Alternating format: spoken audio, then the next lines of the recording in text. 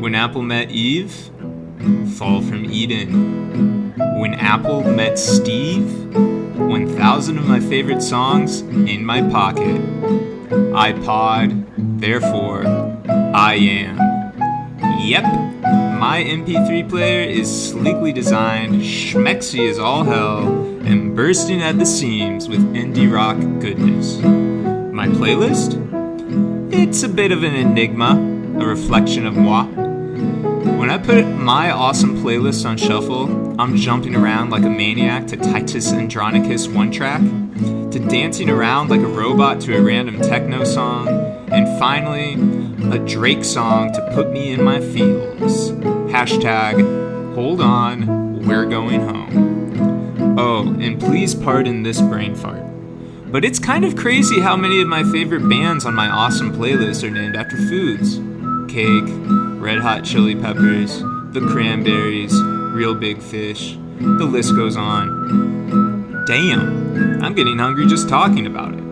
When I actually listen to my awesome playlist, I could practically eat a horse. Anyways, I dance, I cry, I sing, I pod. The only problem? Apple just makes too damn many of these things. Classic, Nano, Mini, Touch, the list goes on. Which one's my MVP? Not gonna lie, I asked ChatGPT. iPod Classic, I liked it before it was cool. iPod Nano, the classic's cooler lil bro. iPod Mini, the nostalgia MVP. iPod Shuffle, random AF, just like my humor. Tim Monkey has a spoon.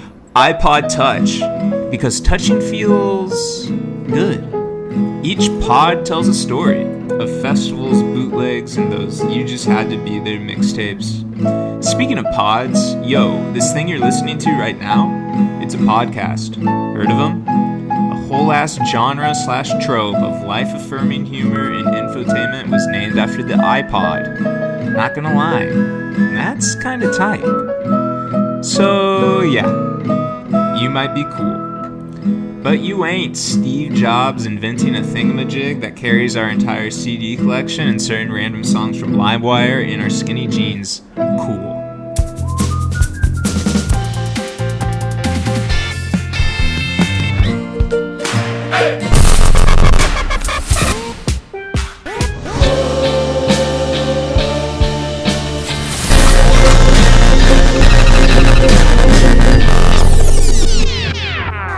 Welcome to Millennial Excellence. My name is Josiah. Thank you, Josiah. My name is Miles. That was beautiful. I don't know if we've revealed this to our fandom yet, but the intros are written, so I can't read. We can read along as we deliver them, and so that was quite a journey. There were certain beats I was excited for you to hit as you went. And that's no pun intended, beats. But, this is Millennial Excellence, and I do just want to say I don't feel like we've nailed the tagline yet. Yeah, I know we're still working on it. But we're close, right? We're getting there. I feel like we're getting close. This week I've been racking my brains. I think it's something like Millennial Excellence I wanted to say burnt offerings, but it doesn't work. So I'm going to say burnt gifts from formerly gifted burnt out kids. Burnt. I don't know if that one works. Maybe we'll just put a pin in it until next week. Yeah. We'll come back to it. Yeah. That was, progress isn't linear. That's what I'll say about that. Yeah. Fair. I think I've seen a LinkedIn post about that. We're talking iPods, not iPhones, and though briefly alluded to, not podcasts. I think one day we will have to do a podcast episode, which will be a meta. Yes, yeah. I'm getting scared just thinking about it. But I don't know. Well, I mean, what's your iPod experience? my first thought, and again, your pros, I guess we'll call it, sort of alluded to it, but I one of my favorite things of all time is the iPod, iPad, iPhone, iPad image macro. Is that right? Or does it not have an iPhone? Like, I feel like it almost predates. I think it's iPod, iPad, iPad. And it should, that rhythm's awesome. It's iPod, iPad, iPad. Yeah, I found it. Okay, yeah, because it is one of those ones that's been like remade many a time, but there's sort of this classic grainy family, and the dad's facial delivery is so good. Man, how did they do that? That's what it's like to be a millennial. You just remember a meme and you just think, man, we really are excellent as a generation because I know we had this guy do this thing. My journey with the iPod is like, I mean, I'm now realizing that you probably are, we're on either ends of the great millennial spectrum. You probably didn't have much of a time before an iPod, did you? I guess not. Like I had a Walkman that I listened to cassette tapes when I was really little. I had a CD player in middle school that I listened to all the time. And I think I finally got an iPod in like the 8th grade or something. Okay. 7th or 8th grade. Yeah. So like when you started probably actively seeking out music, you had the tool right there for you. Yes, it was a perfect timing for me. Because for me, before iPods, I was doing like MP3 CDs where you could burn a CD as data, and it would be like, do you know what I'm talking about? I don't really know how to even explain it. But instead of it being written like an audio CD, you could write, 700 megabytes of MP3s on it, and then I had some sort of really weird off-brand Discman that I would listen to, but for me it was like Under Oath or something on there. So I wasn't doing myself any favors by adding more songs. But no, I remember like coming into a tiny bit of money when I was with my wife Sarah, who I forget the lore of this show, but I'm gonna just be honest who I am, that I'm a married man. But yeah, we were early together, and I bought us both iPod minis, I guess. Is that the ones that were like, they had like different colors? One of them was pink and one of them was baby blue or something. I honestly don't know, and through my research, I don't remember, because the mini and the nano like were very similar. But I know I can picture it was like a little chunky boy. Yeah. You can't even really find a picture of it. It didn't obviously have a screen or anything. It was like, I guess it was, I guess it became the Nano, but it was more like, I don't know. This is so boring at this point. I think it was the iPod mini. I think it was this one. I just found it. But yeah, so I was so excited, and I then of course like downloading tons of music, and I would wear it to work at the Aritzia warehouse where I worked, and I would constantly get in trouble for listening to music while I packed orders for jeans for various locations of Aritzia around Canada. And then I remember one time, like I had bought us both iPods, and then I accidentally threw Sarah's out in the trash. And then I was kind of like, well, I bought it. Like, I was such a piece of shit about it. But obviously since then we've had multiple other iPods. And then my other thought about an iPod is, did you ever find one in a drawer from like years later and see if it worked? And because what happened with me was it didn't work, but then I looked up a tutorial and it said, if you fold a business card in half and put it inside, it'll work. And it did. It actually like fixed it somehow. That's wild. I mean, I think I found them, but like I didn't still possess the like weirdly shaped USB port that they were supposed to use. Yeah. I can understand the nostalgia for them now, like especially the ones that are just the text on the screen. I can understand the appeal of it, but I also think like I actually often will forget to put on music at this point in my life rather than have a desire to put it on. I'll just find myself driving in silence for 25 minutes and then notice later I've on. had that same experience. Like, it's like I'll do it on purpose. Like, Oh, if there's certain yeah. times of day where when driving in silence with the windows down feels amazing. Yeah. Pure, exactly. I just may think pure life. it's easier to check your phone at stop signs, etc., if you don't have the distraction of music on. But that's me. That's so safe. Yeah, I've always appreciated that about you. But like, when did you stop using an iPod? Like for you though, did it ever feel Yeah. like when you got an iPod? Did it feel like this incredible sort of maximalist breakthrough? Like now I'm gonna listen to everything I've ever wanted to hear. Or you were already such a wee babe that you barely knew what was going on to begin with, let alone that you had the entire history of recorded music at your fingertips. Yeah, I didn't. It did not represent a shift, but it just happened at the right time for me. Because like I did have like, a dozen or so CDs. I somehow already knew how to like burn CD. Like I knew how to use LimeWire and burn CDs. Right. So I had a collection of music on my computer. Were you like SoulSeek or Audio Galaxy or just LimeWire? Yeah, I started with LimeWire and I learned SoulSeek later.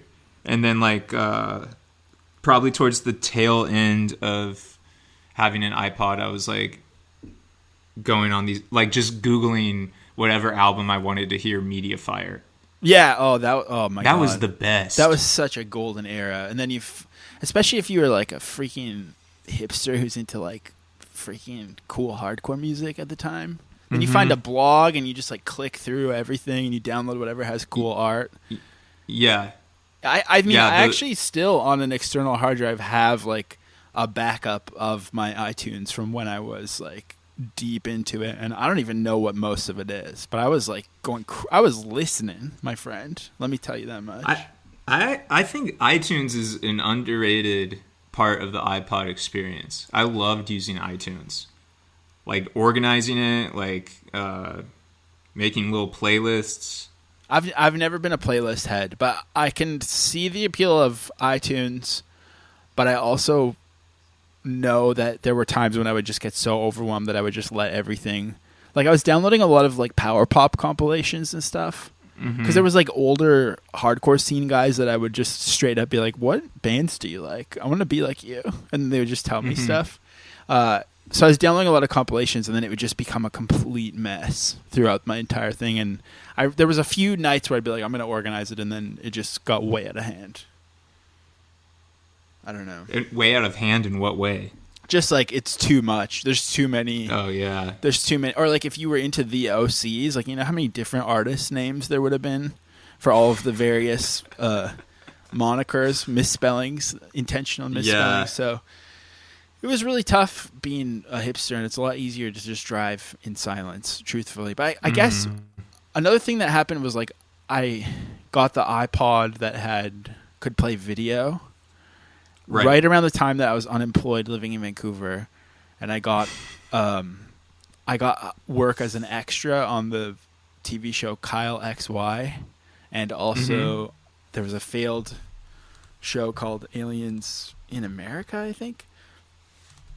But I did like 3 days. I did like 3 days of extra work with this video iPod, and I spent hours like remuxing or something Simpsons episodes so that I could watch The Simpsons on my iPod while working, and that was like, yeah, all these things were like kind of a feeling that I had a breakthrough in my life was finally in the future and working out. And of course now there's screens and music everywhere, and it's like kind of annoying at all times. But yeah. I mean, one thing I've found in my research is there is seemingly a huge iPod revivalism happening. I didn't bring any of that in, but what would happen after that one? What's going to happen?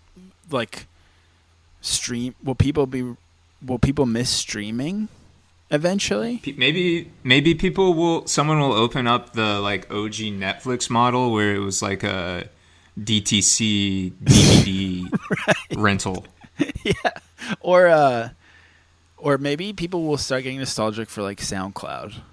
I guess SoundCloud still exists, but I feel like there's, it's not really, it doesn't have the same dominance that it did. Yeah.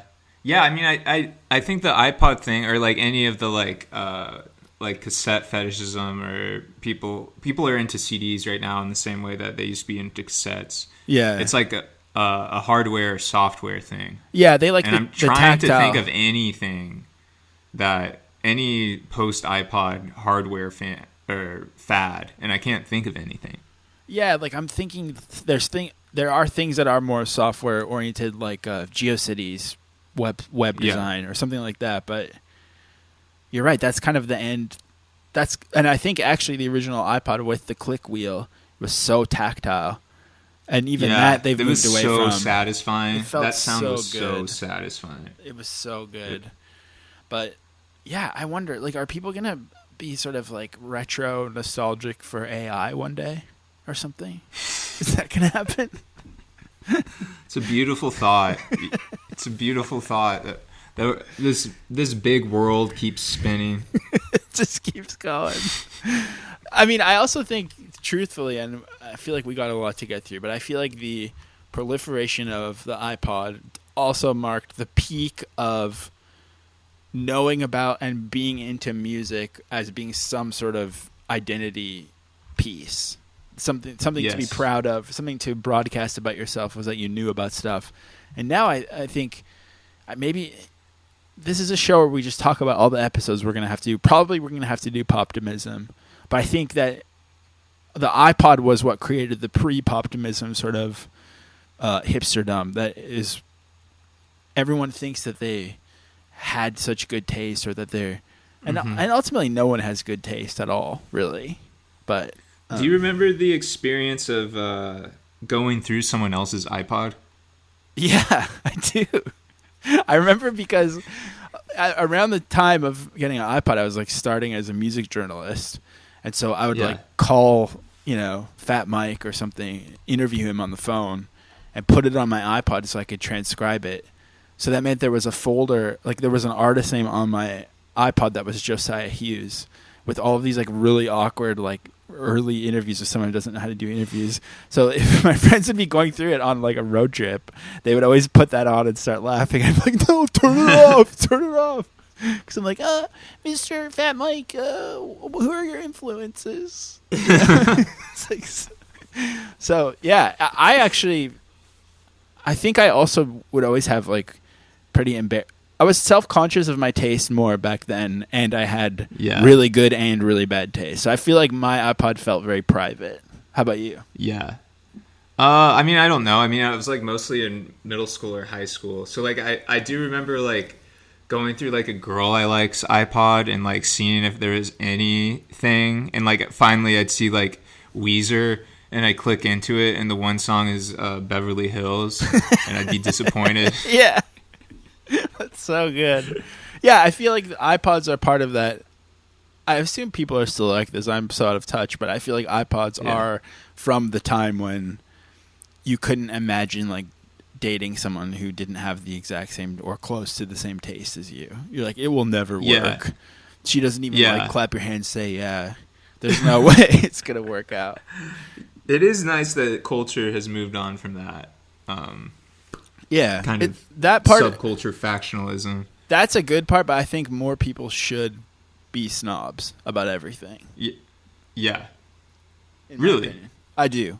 At least with music. I think like you should be either more into everything or more of a snob. But this idea of like being a snob but about Chappell Roan is like kind of whack. You know what I mean? You're like, oh yeah, I'm a snob. I like whatever fucking bullshit. Like you should be like more difficult about everything, and you should at least have like 4 things that you're embarrassed for someone that you like don't share your Last FM grid because you're like embarrassed of it.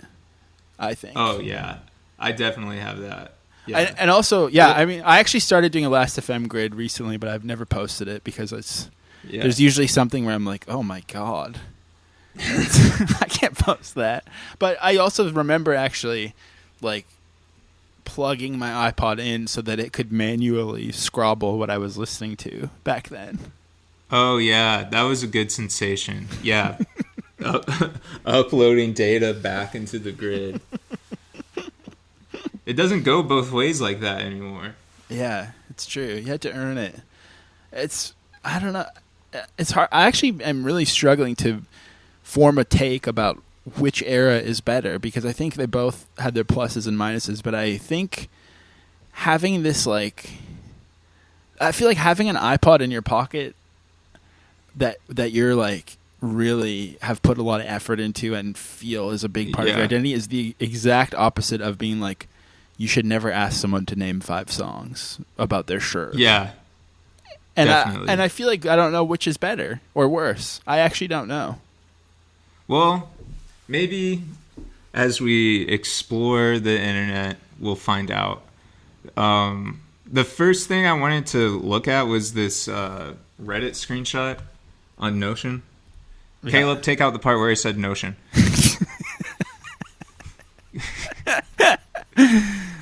Until we get the spawn. So this is just I think this is from r/iPod, and user Cheese Manrat says, "Take that, Spotify users! The golden age of piracy is back." That is how Redditors talk. Especially this guy looking at the picture of the iPod he took, and I'm really like there's something about the way iPods just list out artist names that is embarrassing, I think. Like, especially this is like, as I was just saying all that, I was kind of looking at this screenshot and thinking about how, like, you know, I was definitely thinking about what does my iPod say about me as a person, but I think this is like the mid to late 2000s coworker iPod. Yeah, definitely. Yeah, like, I can't tell if this is just this Reddit guy's taste in Reddit music or if this is an artifact from an earlier era. Both could easily be true. But, yeah, going from Dragon Force and Dropkick Murphys... It's got to be just the one Dropkick Murphys song, right? Like, don't they just have, like, one song that's a baseball Shipping song? Off to Boston? Yeah, I think so. I think almost all of these are... Like, I can't imagine an album being behind any of these. That's true. You could be a Dragon Force fan, but, like, Dragon Force was definitely, like, a one song on your the Fire iPod and Flames, band. yeah. Yes. For most people, I actually listened to that whole record. It was really cool. But Well. I wish I was joking. Yeah, there's Earth, Wind, and Fire, Eazy-E. What's Echo Smith? That seems like an app, but I think it's an artist. Yeah, I don't know Echo Smith or E-Double. Oh, Echo Smith is the song. Echo Smith, that's actually the worst thing about my sort of turning my back on snobdom is that I, in addition to driving around in silence, sometimes I will turn on Sirius XM because it came with my car and I got addicted to it. But Echo Smith has a song called "Cool Kids" that's always on. Oh yeah, I know that one. The quote college radio station on XM, and it's a nasty song, which actually does bring this because I actually for some reason was imagining this was an old, like this picture looks like it's from 2009. Yeah, but it's definitely it's taken live, and Echo Smith is the most recent artist on there, which is so funny. And you know it's that one song. It's gotta be. And you know this is a middle-aged man that identifies with wanting to be cool. E-Double wishing he could be like the cool kids. E-Double is a white rapper from Philly who passed away February 13th, 2017. And I think he died of sepsis, apparently. I'm just trying to figure out if this dead rapper E-Double has a single that like popped off, but I think he seems like pretty underground. So this person is like that's strange. I know that is that's a curveball. E-Double's the curveball. And then we got Electric Wizard, Elton John, and Eminem. Yeah, there is something just like jarring about, because I don't think anyone did have an artist page on their iPod that looked correct or good. It was always was always something. You might have added a movie soundtrack, and then there's like one. You added The Life Aquatic, and then you had one Sigur Rós song on it or whatever. Yeah, and then there was Unknown was its own artist category for like random files, or like the band name would be misspelled, so it's on there twice. Yeah, or like there was things like I think even if the word "the" was capitalized or not, it would create another one. It's not great. And both iPod metadata and Reddit themselves are kind of like the backbone of society now. What everything is built on. So that's not great either. But oh well. Well, we've been waxing so nostalgically. I thought it would be good to look at what people thought about the iPod when it was unveiled. So this is just a selection of screenshots I found on another an R aged like milk. Who named all the R's? Like, could we get them to change them? If we have to go on this website all the time, like to learn how to do banking or whatever, like just anything, could we not be going on R aged like milk? Can you just call it like, I don't know, like what, like bad takes, bad time? Yeah. I've seen you talk about that on Twitter before too. How it's like people have like pretty interesting, funny like image accounts, but it's always called like, "Hey, this ain't your daddy's AI image," or like yeah. like, just like, and then call it's it, like bad cool pictures. Yeah. Shirts that go hard even, fuck off. Get out of here. Yeah. Get out of here with that shit. So here's an example of an opinion from 2001. No. Great, just what the world needs. Another freaking MP3 player. Go Steve. Where's the Newton? I have no idea the what the username Newton was is. Weezer X80. Pants. Sounds very revolutionary to me, angry face. Hey, here's an idea, Apple. Rather than enter the world of gimmicks and toys, why don't you spend a little more time sorting out your pathetically expensive and crap server lineup? Or are you really aiming to become a glorified consumer gimmicks firm?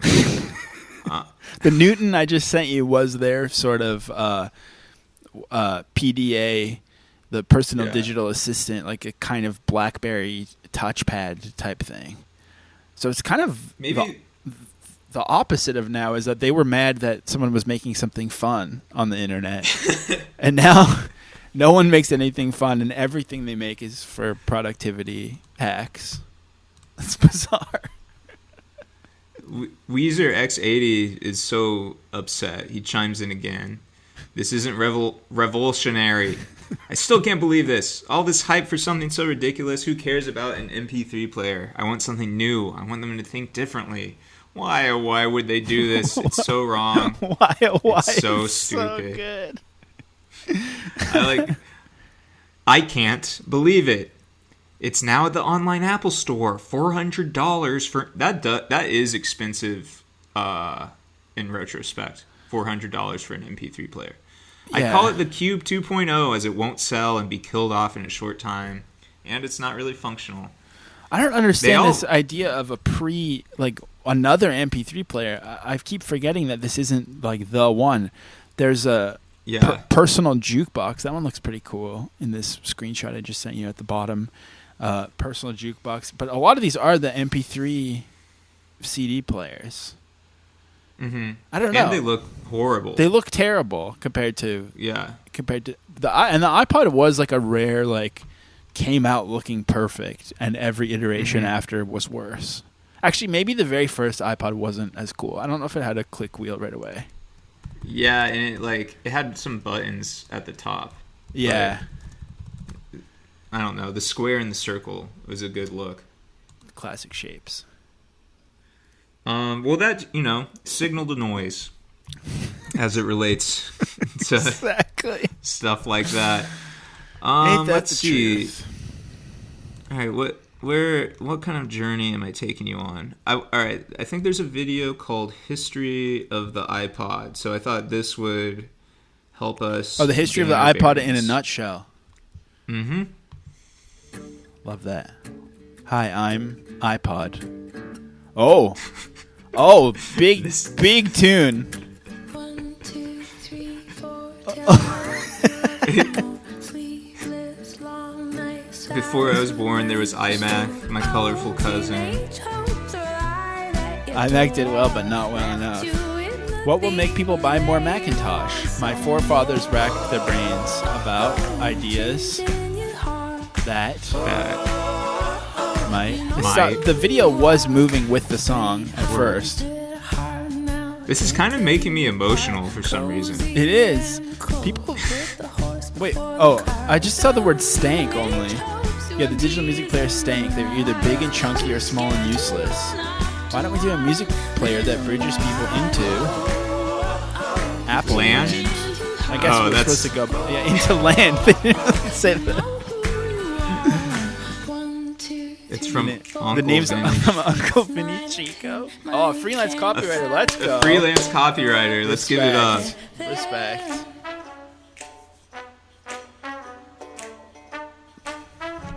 I love when people go for the minimalist Apple commercial aesthetic, but they don't know how to lay out type at all.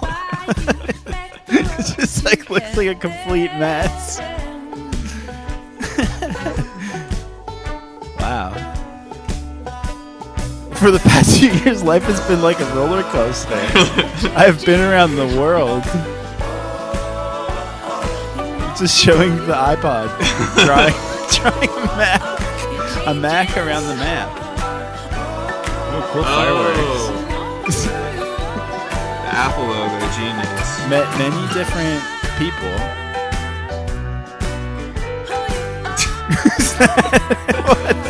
I thought it was going to show Bono or something. I know. Baby. Where do they even get all these stock photos? I must say, life has been pretty good for the family. The Apple share. It's just. When is this video from? It looks so bad. I think almost all of these are from before 2012. Oh yeah, this is 16 years ago. Yeah. Wow. So some serious early YouTube. Serious early YouTube, Well, and that's my story in a nutshell. so much nostalgia while it's basically still happening too. Yeah, that's what made me feel so emotional. I think is they were so aware of what was happening. Do you think that was someone's school project? I mean, I always think, I really hope so. You know, they did one other video the same year called "Climate Crisis." So yeah, I mean, I would hope so. Let's see.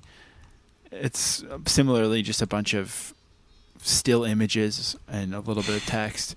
This one is much more depressing. A lot of people really losing a lot to the climate crisis. Really, this account, Hiroto, has really captured both halves of the equation of humanity here with the climate crisis and history of iPod in a nutshell. I know. I wonder if Hiroto ever tried to synthesize the two videos. And do you think iPods? Something I don't really know much about. Do you think iPod, iPad, iPad, does that payment include those minerals or whatever that they have to mine for that people get killed for, or is that only iPhone? Is it the iPhone needs the evil? How evil was the iPod? Is what I guess I'm trying to understand. Yeah, I'm not sure. People didn't talk about the evil minerals until the phone came around for some reason. Yeah. So I'm not sure. Are Cobalt? they even mineral? I think people are mad about cobalt. I mean, I think people are probably not just mad. I think it is a bad. I think I'm going to go out on a limb and say it's not just that they're mad, but that it's justifiable. It's justifiably, at least from where I'm sitting over here. But from the iPhone I'm posting from. Yeah, sipping my $6 latte. I think when you asked me when did I stop listening to an iPod, I do think was U2's surprise album an iPod thing or an iPhone thing? Because I feel like iPhone is so different, and maybe it's because of the evil minerals, but I'm not sure. Well, there was the iPod Touch, which was kind of it was like a bricked iPhone. It was just for apps. Oh, yeah, true. I True. bet I think the U2 thing like downloaded on every Apple product at the time. That's what I think. I don't really remember. They do have Did you listen to that? the album? Yeah. Oh yeah, of course. I have friends who like know every word just because it was on. I mocked it at the time. I never even listened to it on the iPod, but I've listened to it since because I love U2. But U2 did have their own signature iPod, which is actually like really sick. It's black with the red. It's tough as hell. Click wheel. That's really cool. Yeah. You can get one on eBay for $130. Not bad at all. That's not bad. iPod dock That's of the not year. bad. We talking about iPod docks?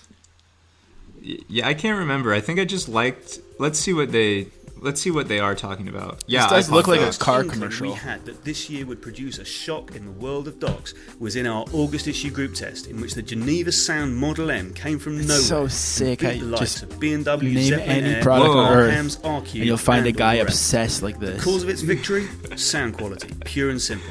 The standard I know, I of didn't performance realize docks there was a around the dock 400 to 500 community. pound mark have been getting ever closer. And where to have they genuine, gone detailed now that and the dynamic dock has hi-fi sound. disappeared? Yeah. The whole team agreed that this Geneva outshone them all. But then the Geneva Oh, Cup came along and led the Arsenal. For those listening at home, you heard this, I guess, British guy saying the word Geneva over and over again, and you're like, oh, this is probably the name of the product and not like the most European thing I've ever heard in my life. And it just cut to a room with like 4 bald guys wearing different sort of like H&M clothes from 2011 with so many bottles of sparkling water popped at the table. There's 2 cups per guy, I think.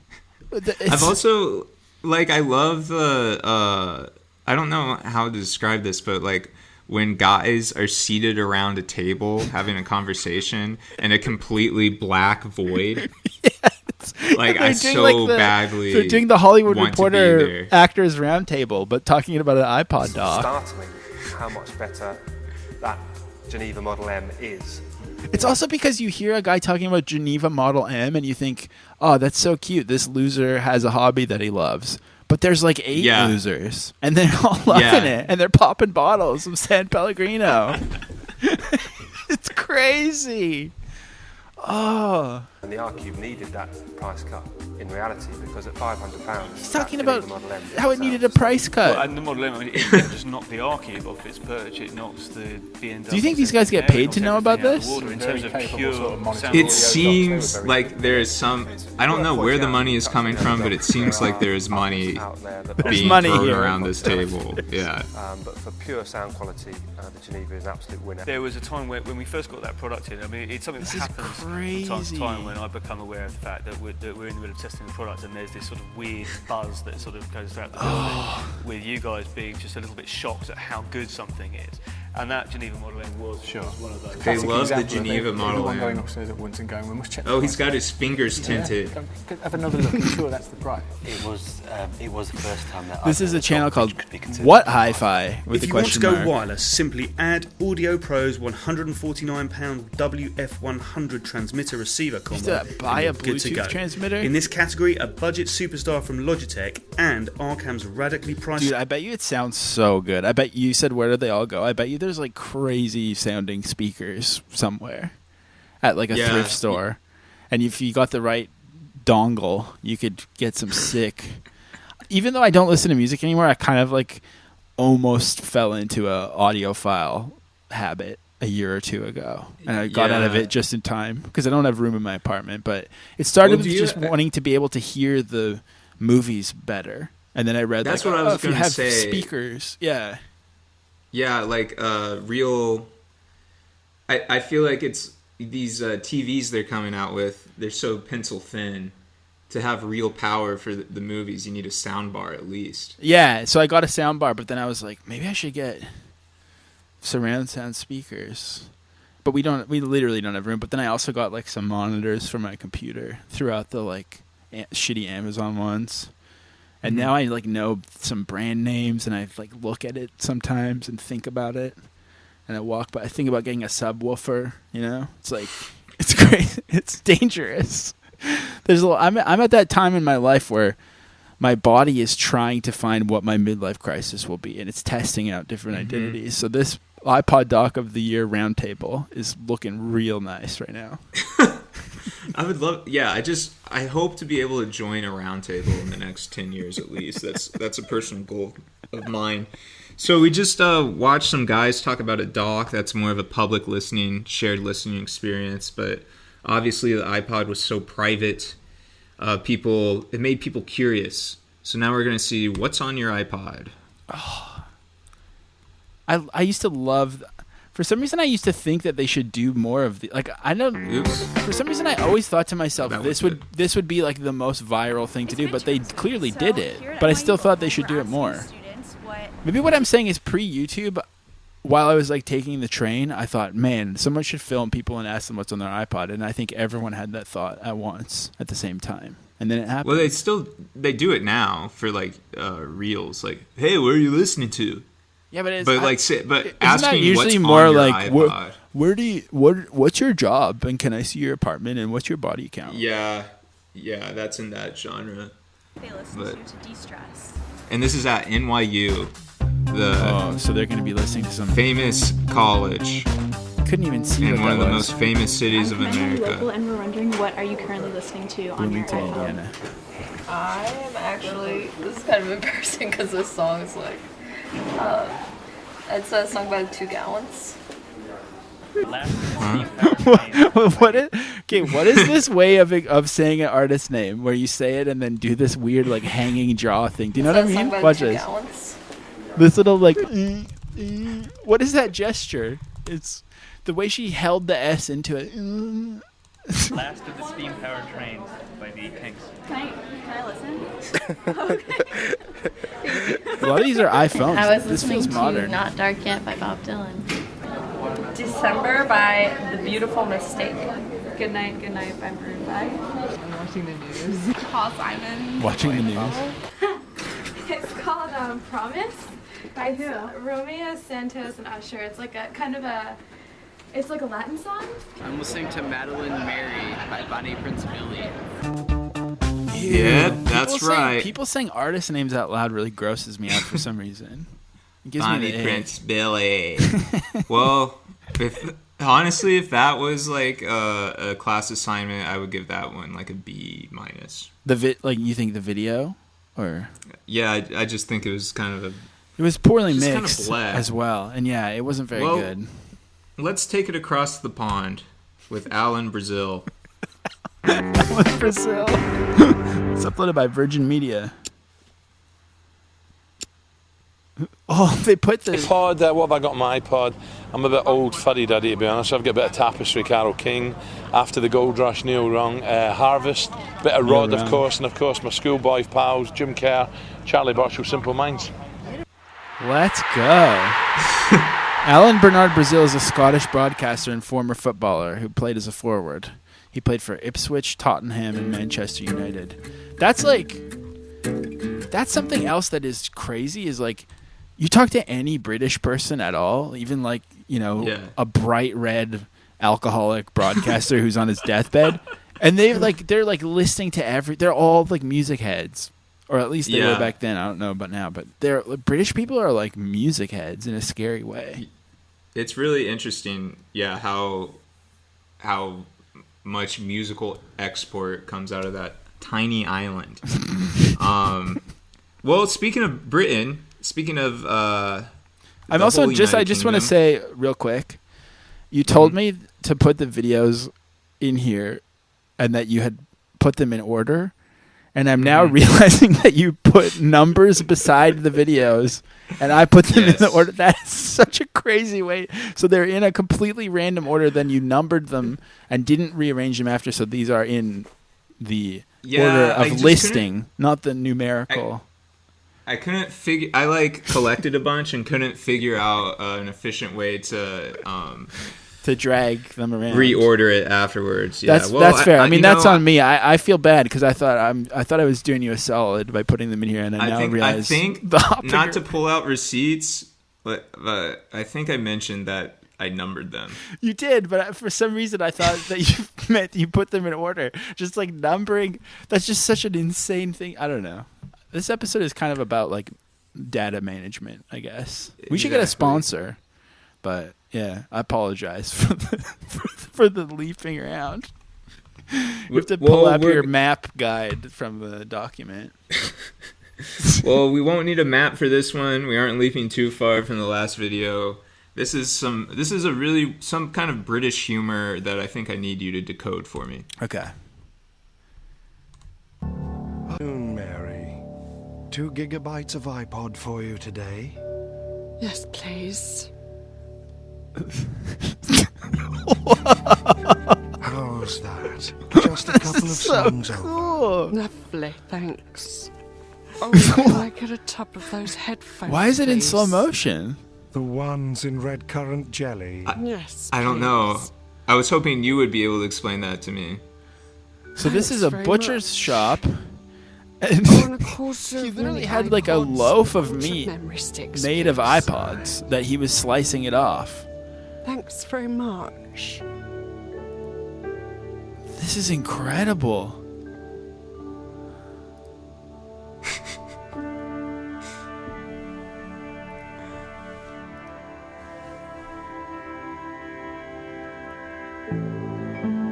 It's definitely like the surreal parts, the overly surreal parts are annoying me, but I like the idea of a butcher that has a big loaf of... Apparently this is by Armando Iannucci, the creator of Veep and other such shows. So you're familiar. Yeah. I'm familiar with the background, but I don't think I could possibly explain the humor to you other than I really appreciated the concept of chopping off slices from an iPod loaf. That's really cool. Yeah, I do. I love visual gags. I think a good visual gag is like the best thing. It's true. It doesn't always get a laugh out of me, but it does. It does give. I'll give like a wry grin and a knowing glance. I feel like you love to give a wry grin, and I will. Mm-hmm. I always leave like a podcast or an interaction thinking that I was being wry and reserved, and then, if it's a podcast, I listen back and I'm just like the whole time. So I don't think I'm quite as aloof as I imagine myself in my head, but maybe it's something to work towards. But I do think some of the like the slow motion, it just goes too far. Since this is now a comedy show where we review comedy, I think there's a hat on a hat going on here with this sketch, but I still appreciate it. Well, let's keep the love train going. Let's see if I can find the video I want to watch. Here it is. I love my iPod. Hey, I'm always ranting about things, but today I want to praise something. I love just fucking incredible. Like, this guy is incredible, dude. Holy. I don't even know.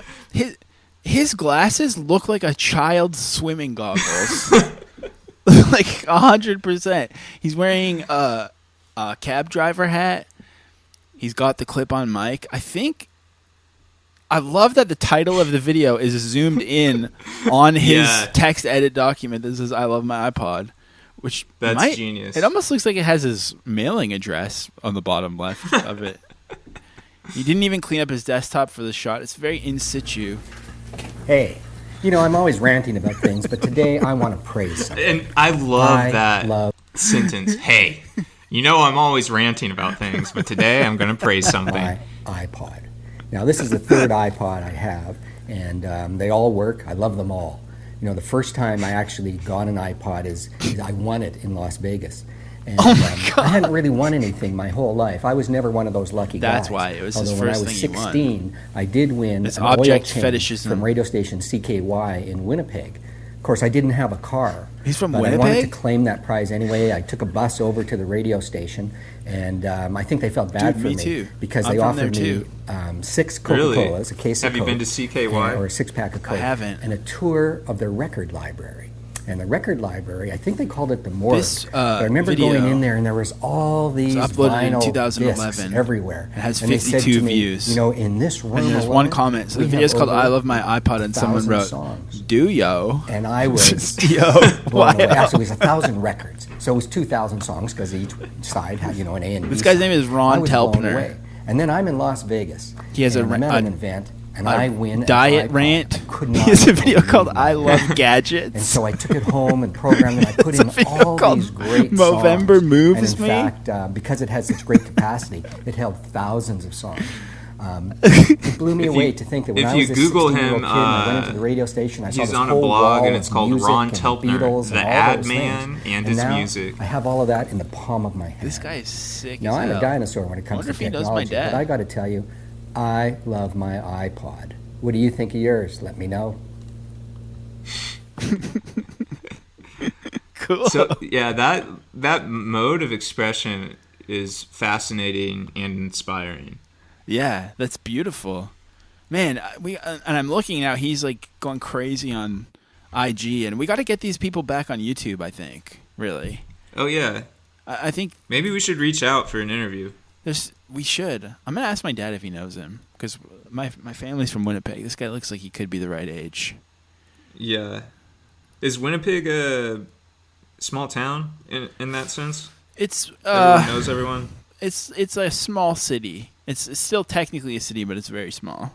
It's smack dab in the middle of the Great White North here that I call home. So here is another video. 20 random songs on my iPod. So promo, and this is 20 random songs on my iPod. Just lip syncing.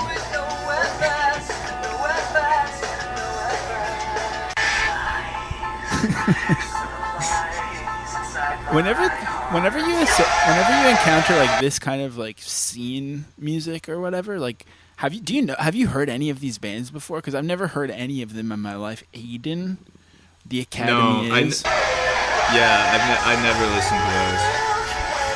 Doctor's Alex Orders by Good. Alex Good. Was this like a viral trend? I think so. I think like I looked at, I guess like in old YouTube you used to be able to like post replies directly under a video. So there'd be like these threads that like I comb through. Oh, Bring Me the Horizon. I know them because they're on an MGK song. It's interesting that she.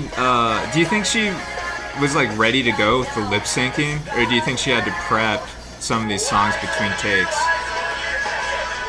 Well, you tell me that because I mean, not to tell tales out of class here, but you've been really like mastering the art of lip syncing on Selfie View lately, and I've never been good at it, and I can never remember lyrics to begin with. So I mean, when you do that, does it show the lyrics on? I assume you're using TikTok. No, it doesn't show the lyrics. So I guess I had to do some prepping. But like I do the it's like the 2 times speed, so it records at half speed. Right. So that helps. But does that make it I harder guess. or easier to match the lips? Harder. Well, it depends. Right. Yeah, I don't know. I mean, I would imagine because I think when it's like 20 songs on my iPod, I do think I'm curious about for the young bucks if this is the thing, but I think with millennials especially and prior, if you're listening to vinyls and the sort, I think you do kind of become fixated on just like a certain batch of songs that you listen to over and over and over again until you know them. Yeah. And I've never been like that because I always want to like, if I'm going to listen, I want to like discover something or like find something new. I don't really treat songs as my comfort character, so to speak.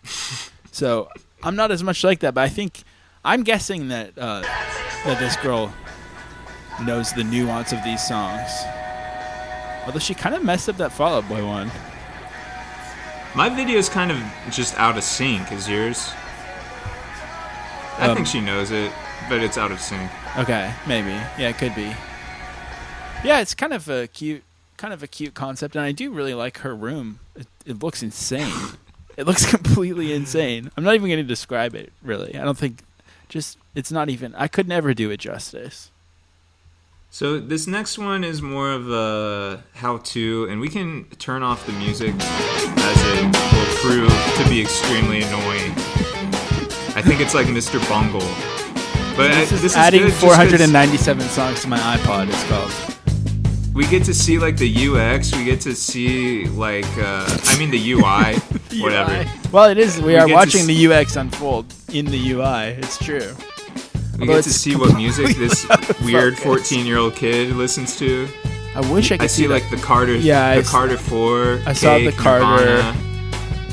Oh, he's fixing his hair while he's waiting. That's so sick. What is it about just slightly fixing your hair that makes you feel so cool? I know, especially at that age. Yeah. Give it a little muss. In this era. Filming the lamp. Is he trying to show the passage of time, or is he just He like, must be. Yeah, this very must all be artful. happening in real time. He chats on AIM. This is so good. Is this Mr. Bungle? It's kind of sounding good to me right now. I don't know, but this is what I assume Mr. Bungle sounds like. Oh, you know what this actually is? This is Buckethead. The guy who wears a Oh, okay. KFC bucket on his head. Right. The checkbook. for So he paying also rent. only has 2 videos, and the other one is his Hamachi server, which I don't know. It was something to do with playing SNES games. If you join his Hamachi server, you can play SNES with him. Okay. It's well, really taking a while do you get to the add these gist? songs. I wouldn't mind seeing them on there, but is he gonna?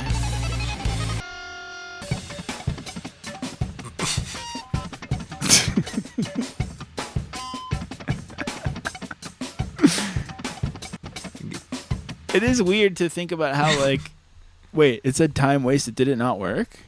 My Yeah. computer ended up crashing, so I never finished. That's brutal. Yeah, I mean, I guess that's even we associate iPods with being this new, or even downloading with being this new technology, but there was a lot of waiting around, and maybe that's also why we actually listened to the music back then, because we're like, this took forever. Yeah, it was like a chore. Like I always felt like I accomplished something when I updated my iPod. Okay, well here's 2 characters that I fear we're gonna know all too well by the end of this show. 2 for 3 episodes have featured our good friends Rhett and Link. Dead iPod song. It is crazy, how homicidal they make me instantly when I see them. Is this some early Rhett and Link? I think so. It's not I so think by many nature, shows. yeah. It's this just sounds like what I imagine Ween is like. Is this like Ween, kinda? Ween? Yeah. Or they might be kind giants. of. Yeah, I think it's like they might be giants. Yeah. And yeah, it's not. I think the humor is supposed to be from the funny outfits and stuff. It's pretty. Yeah, it's pretty weak. Well, what are the lyrics? I mean, it still is incredibly viral. Cool vocoder sound, though.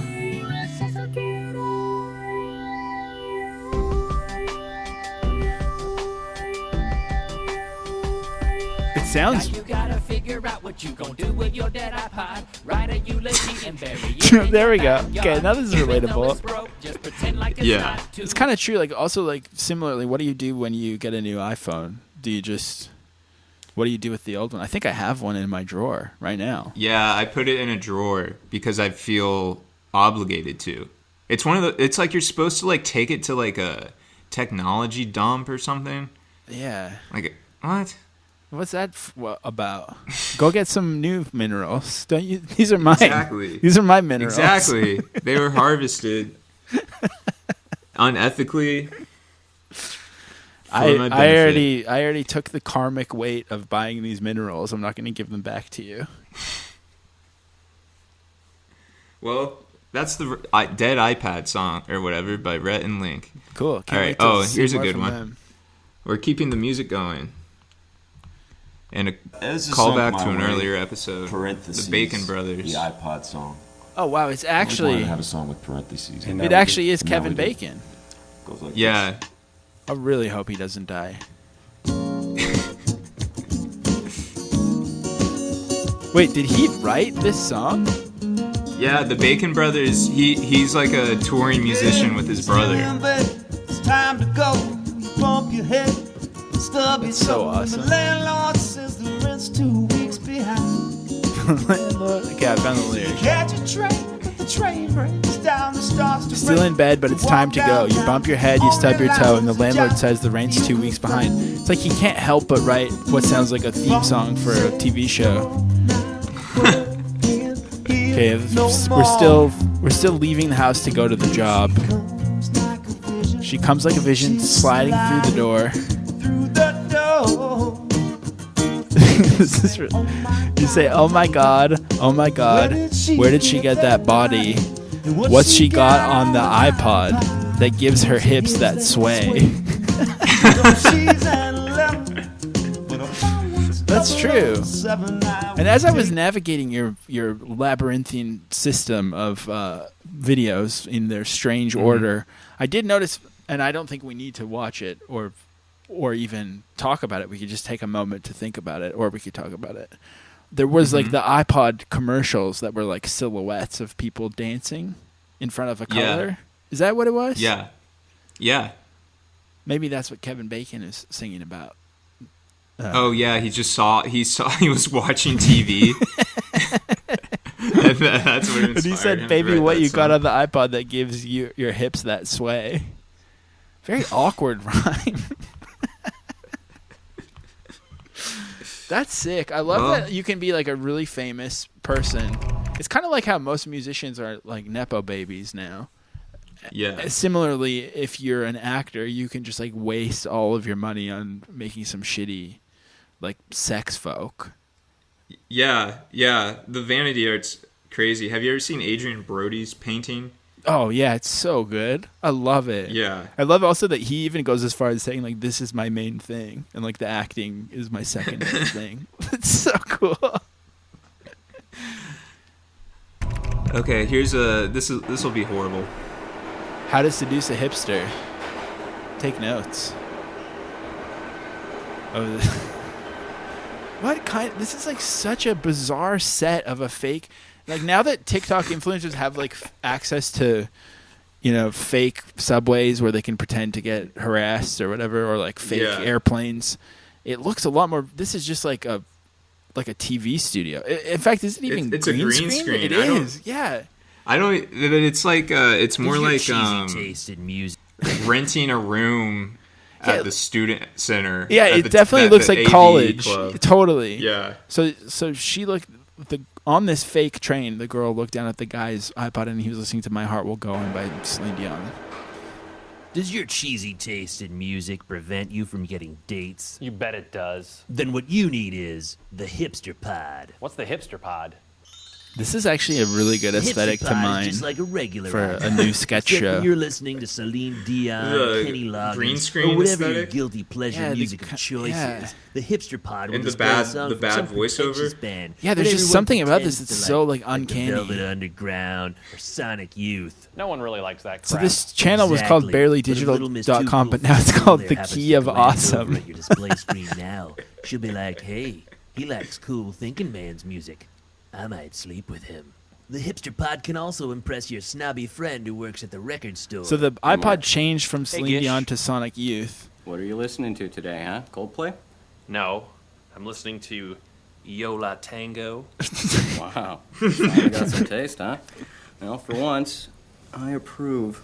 The Hipster Pod also comes with special two-way speaker headphones that project the people- pretentious music outward like- while the delicious bubblegum pop flows inward. Were now you people can get the that attention scared of that artsy Like, look of at being this judged set. for their music taste? This looks like this does not look like anything. This set, like the green screen, it looks like a early corporate training video that you'd have to watch about how you shouldn't be smoking at work or something. The costuming's horrible as It's well. crazy.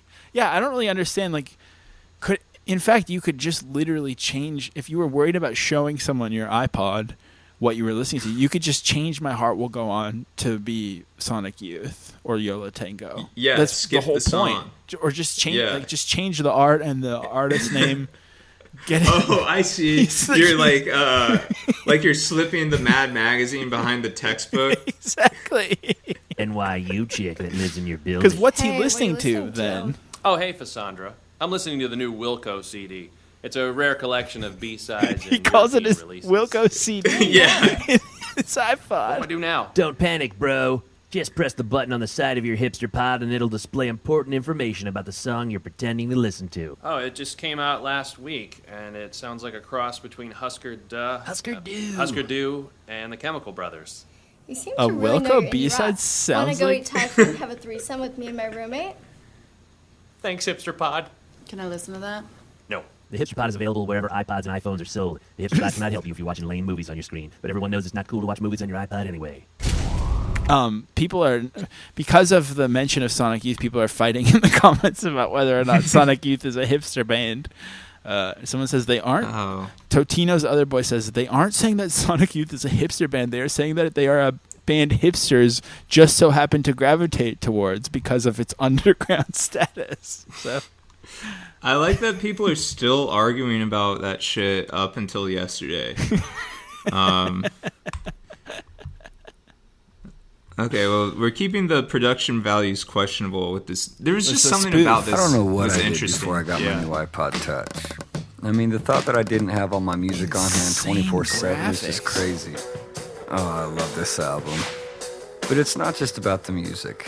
It's about the movies, podcasts, TV shows. Oh, there's episodes. Got a little back song going on. I actually just watched it on my flight to Vegas last This week. must be a school project. That was a isn't pretty it? crazy trip. It is, yeah. There are also a ton of really cool apps you can get. I like how it said to One click of the them lets you HD paint button right on the on the screen. video. This thing keeps me Yeah, this busy is for a hours. fake commercial for my final project as in hard as it motion was for graphics me to class part at the ways University with of my old Utah. best friend here, I think I made the right decision.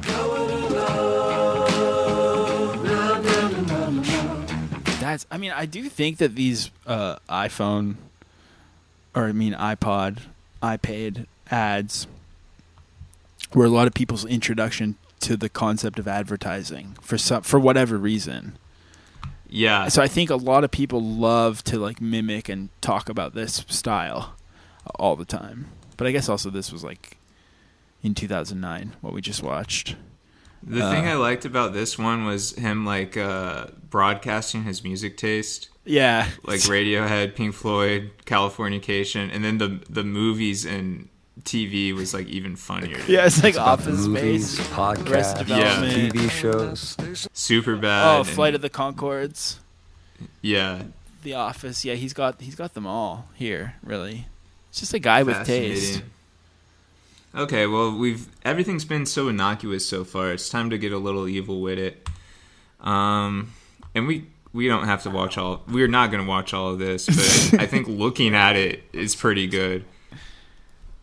That's like the early Blue Yeti. How do you? For some reason, as I get older, I feel bad I feel guilty about prank calls. I used to laugh at them with everyone else, and now I just feel bad for the people on the other end. Sometimes is that a me problem?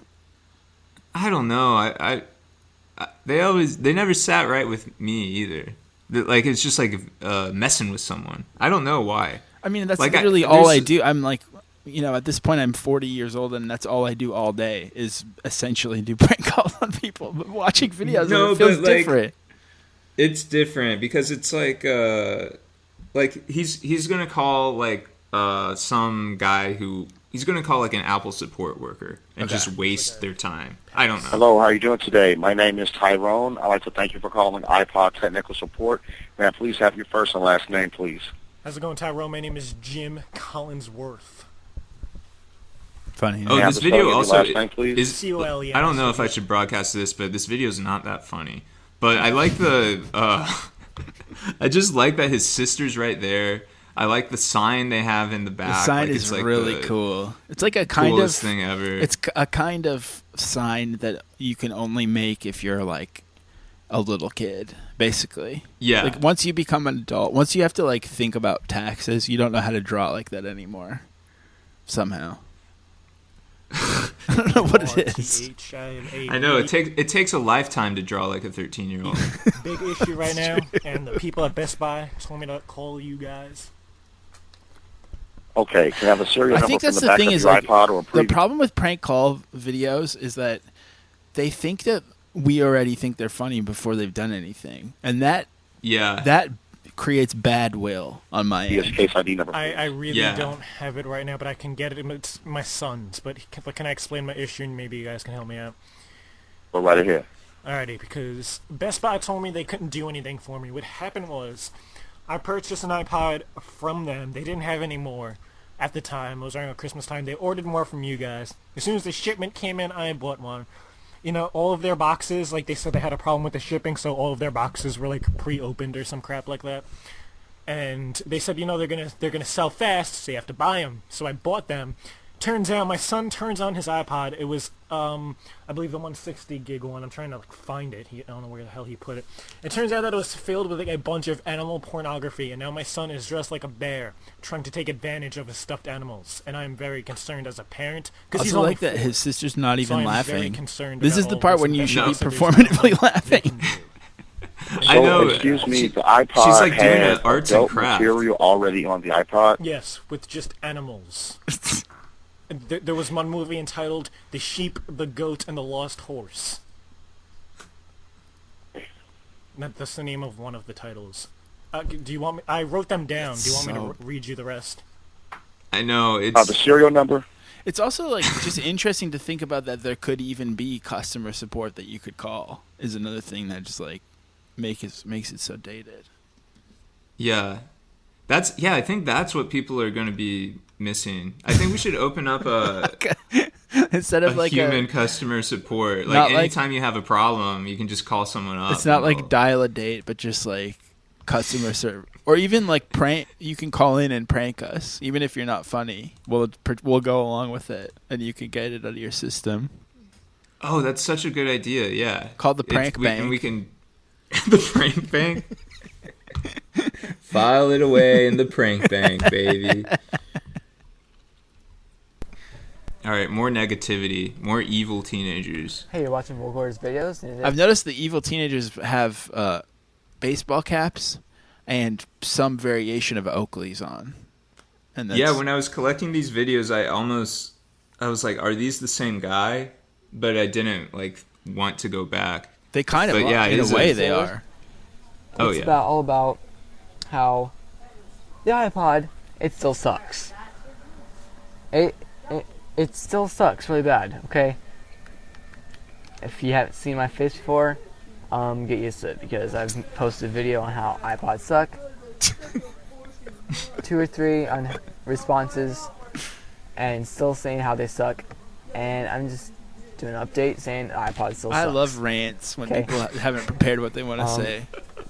I get it's hard. I love that. There's audible conversation going on in the background. Actually, you can see like his grandma eating behind him. You can't afford one, or you're just jealous because everyone else has one and you don't, basically. And they can be any wrong, more wrong, because I have a Crazy Vision M. Oh sure, you may not know what this is because you never looked at my review, but this is of course, an MP3 player. Duh. Oh, so he's saying that iPod sucks because he has an MP3 a better player one. that has 30 gigs of memory. He's like more of a Zune head. $220 at Walmart.com. No, I didn't get it used. I didn't get it refurbished. I didn't get it. I mean, I read Neil Young's open, book, Waging Heavy Peace, recently, and he talks about the Zune a lot. I've had it ever since. Oh, didn't he try to put out something called like Pono? January 20th, right? Oh yeah, not like the his Zune. own Yeah, it was the Pono. I always get the Zune and the Pono confused. And it's awesome. Okay. He did put it out, and it gigs, kind of. The iPod. It's like the classic thing of like the older generation thought that everyone wanted their music to sound good, and then millennials thought that everyone wanted to have lots of music, and then now I don't know what the answer is. It's neither of those things, though. I don't think. I don't think either of those were the right bet to put your stock in. But also respect to just like hating on big tech. I think ultimately these kind of people are, pushed aside because they're so weird and they record videos while their family's eating dinner behind them, and they're just incredibly off-putting. But I think ultimately we should align with them because If more of us had recorded videos like this, they might have not mined for those minerals eventually. That's true. And it takes a true iconoclast to speak truth to power. And, sheeple like me are prone to ignore it. It's true. Well, I have a video I want to end on, but should we play that one or should we squeeze in some more lesser ones? As you were saying that iconoclast thing, I thought, God damn, that's a good segue. And then the segue really crashed and burned quite badly. Let's see what you got. You've put the work in. Okay. No? Okay, cool. This one doesn't actually have anything to do with iPods, but I just wanted to show it to you. And it's new. This is new. Mm-hmm. Whoa. I think this has a lot to do with iPods. Yeah.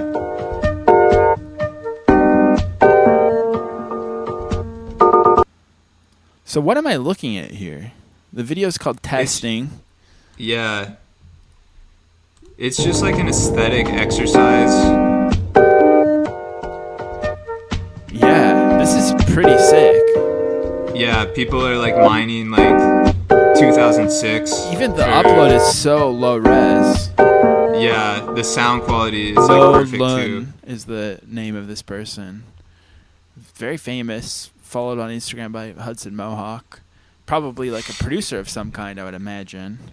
Very sick. Yeah, I have noticed like there's an artist from here in Montreal, a friend of mine, CFCF, and he did this album Memory Land, where I also like. I don't know if you've seen the art for that, but I'm just pulling it up. It's very similar, like, and I do wonder, mining this kind of printout magazine with a spread about iPods in it, or etc. Kind of. Even with makes me think of like the brand Miu Miu as well. Mm-hmm. Some of these things, like, because this video we just watched is actually 2 years old.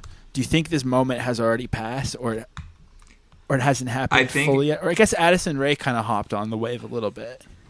No, I think it's I like still really like it because I still think it's like it still kind of feels fresh. Like, I like that people are trying. It's just impressive when somebody can accurately nail what you thought was like this ephemeral aesthetic from 15 years ago. Yeah. But I do think it's oversaturated. Yeah. It take like at this point you get like 3 months of it being cool before someone makes it. Because you can't, like, if you're just doing just like if all you're angling for is accuracy, then you can't push it any further than that.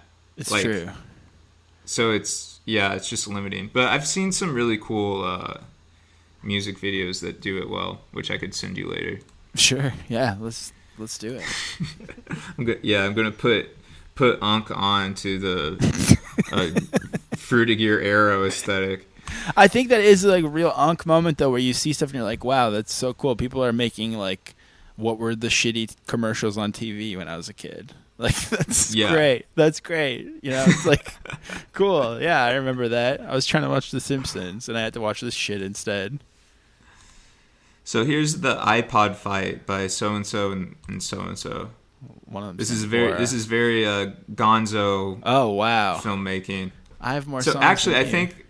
So you be the green one and I'll be the blue one. Okay. Oh, so it says speak. Okay. So that's this is so cool. So just to clarify, these are 2 iPods with sticky notes that have dialogue on them, and then another sticky note that points at each to say when you should speak. So I'm the green iPod and you're sort of the purplish one. So yes. I have more songs than you. Yeah, right, geek. Cell phone emerges. Walks through. Ew. And we thought we were geeks. That's really good sketch. I love know, that. I think it's. Hi, you probably found this video. Entered it's nice. Oops, shut up, guy. It's nice that little kids were like playing with iPods like they were dolls. Yeah, there was a time when I was like really deep into YouTube where I would watch like little kids like making full movies with their Ninja Turtles and stuff, and then I was like, maybe this is kind of a weird thing for me to be watching. I should stop. But it is interesting. There's like entire sort of, I guess, not stop motion, but like, you know, there's like films on there made by little kids with action figures. But that one was taking it a step further, I guess. That'd be cool if they made iPod the movie, like Pixar's iPod or something. That would be cool. Trying to save your...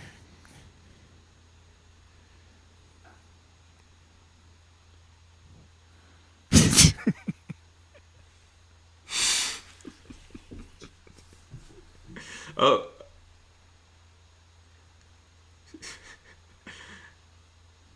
Whoa. Oh, like... Wow. Your dad was a real rocker. Hi, you probably found this video because you entered custom iPods or branded iPods or logoed iPods or engraved iPods into a search engine. Hi, my name is Dan Saffron. I founded LogoYourAudio.com about 6 years ago to provide that service to my corporate clients. I put their logos on iPods via laser engraving or permanent imprinting. There's in addition really to weird putting the about, logos like, I don't know how to articulate this. I love clutter and I love objects and I love characters and annoying things. And I feel like maybe the final frontier for me is to like get really into pictures of engravings and decals.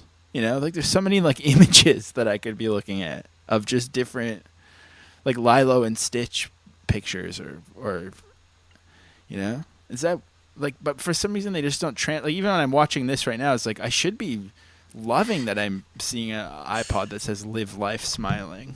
Hilbert Family Practices. That's the kind of thing I normally love, but because it's engraved, it doesn't or speak permanent to me. imprinting. In addition to putting the logos on the iPods, I also offer some unique turnkey services such as fulfillment. I guess I just ship my like, customers. That's what I'm saying. It's hard to articulate, but like you know, I feel like I could spend. I'm now realizing I should spend an afternoon just like scrolling through grids of images of engravings or of decals, just to see what's out there, see what people have made, because it is another form of creativity that's been unmined. To their clients.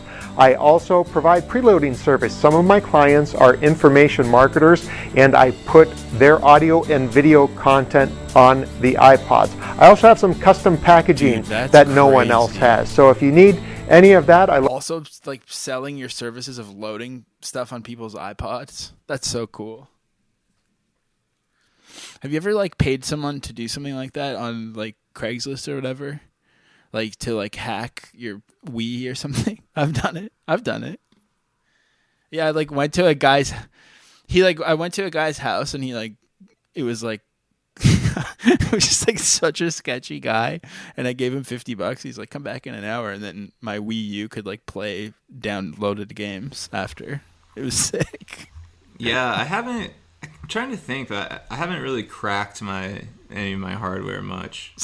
I usually stay above the... I'm trying to... because you didn't have to do it. That was the beauty of the iPod. You didn't have to like crack anything to do it. Right. It just was all there. It was just like... It just did what it was supposed to. Straight up steal stuff and put it on here. And who gives a shit? Mm-hmm. And get this guy to put a decal on it. It says Last Resort Well, it is funny. Like, you're supposed to like use iTunes to download music, but like I don't think anyone ever did that. Yeah. 99 cents a song. Let's see. All right, let's go ahead and wrap this up with just a nice zinger from a powerful speaker. But the reality of it is there are some changes going on in our economy right now. There are some changes that are taking place, and the question for us individually is, what are we doing to make sure that our skills, our knowledge are up to date? Have you ever been to something like this? So what is this? This video is called 8-Track Mentality in an iPod World. Like, have you ever been in a room with like seemingly middle-aged women listen to like a guy in a suit, like a scammer, kind of scold you? Yeah. Yeah, I mean, I've been to church before, so it's kind of like that, you know. making a little contemporary comparison. Spinning the sermon. Yeah, but this seems more, I guess, like a sales thing, maybe. Mm-hmm. I do feel like I've been like caught up in some borderline pyramid schemes when I was like looking for jobs when I was younger. You know, like some sort of thing where you go sign people up to paint their house, or like things involving signing things up. I feel like, but I don't know if I've been in this exact scenario because I would love to be in. Also, why it's like they're in a big hall, but there's also a grandfather clock in the corner. I know. It kind of might. It looks like a funeral home or something. Let's see what he says. The challenge is when times are changing, some people I've found are kind of like an 8-track in an iPod world. They're trying to operate in ways with that's so skills, cool. with knowledge that doesn't really apply to today's situation.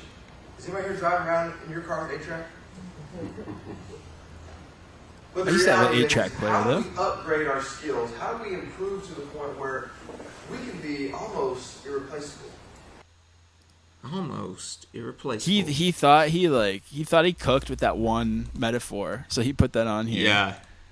So that guy's name was Mr. Mojo Travis Brown, and he's also an anti-bullying speaker. He has something called the no complaining rule, which is probably good. He has a success pyramid, which is kind of the shape you want to avoid if you're that kind of guy. Yeah, I don't know. I mean, I guess I guess we've gone on this journey, and I feel like with so many things, life was so simple back then. But yeah, I think also that the big question: did iPods achieve millennial excellence? Obviously, that's part of the canon. It's one of our main things that we had. Everything is in its shadow, so to speak. I think it's undeniable, yeah. However, I do think, like, even though we remember life being so simple, we did watch a lot of, like, we saw how, like, opinions can change over time. We saw how frustrating it could be to try to load up 497 of your favorite Mr. Bungle songs onto your iPod from your family computer. I think life is always complicated, but that is all to say the iPod is canonically excellent for show. Yep.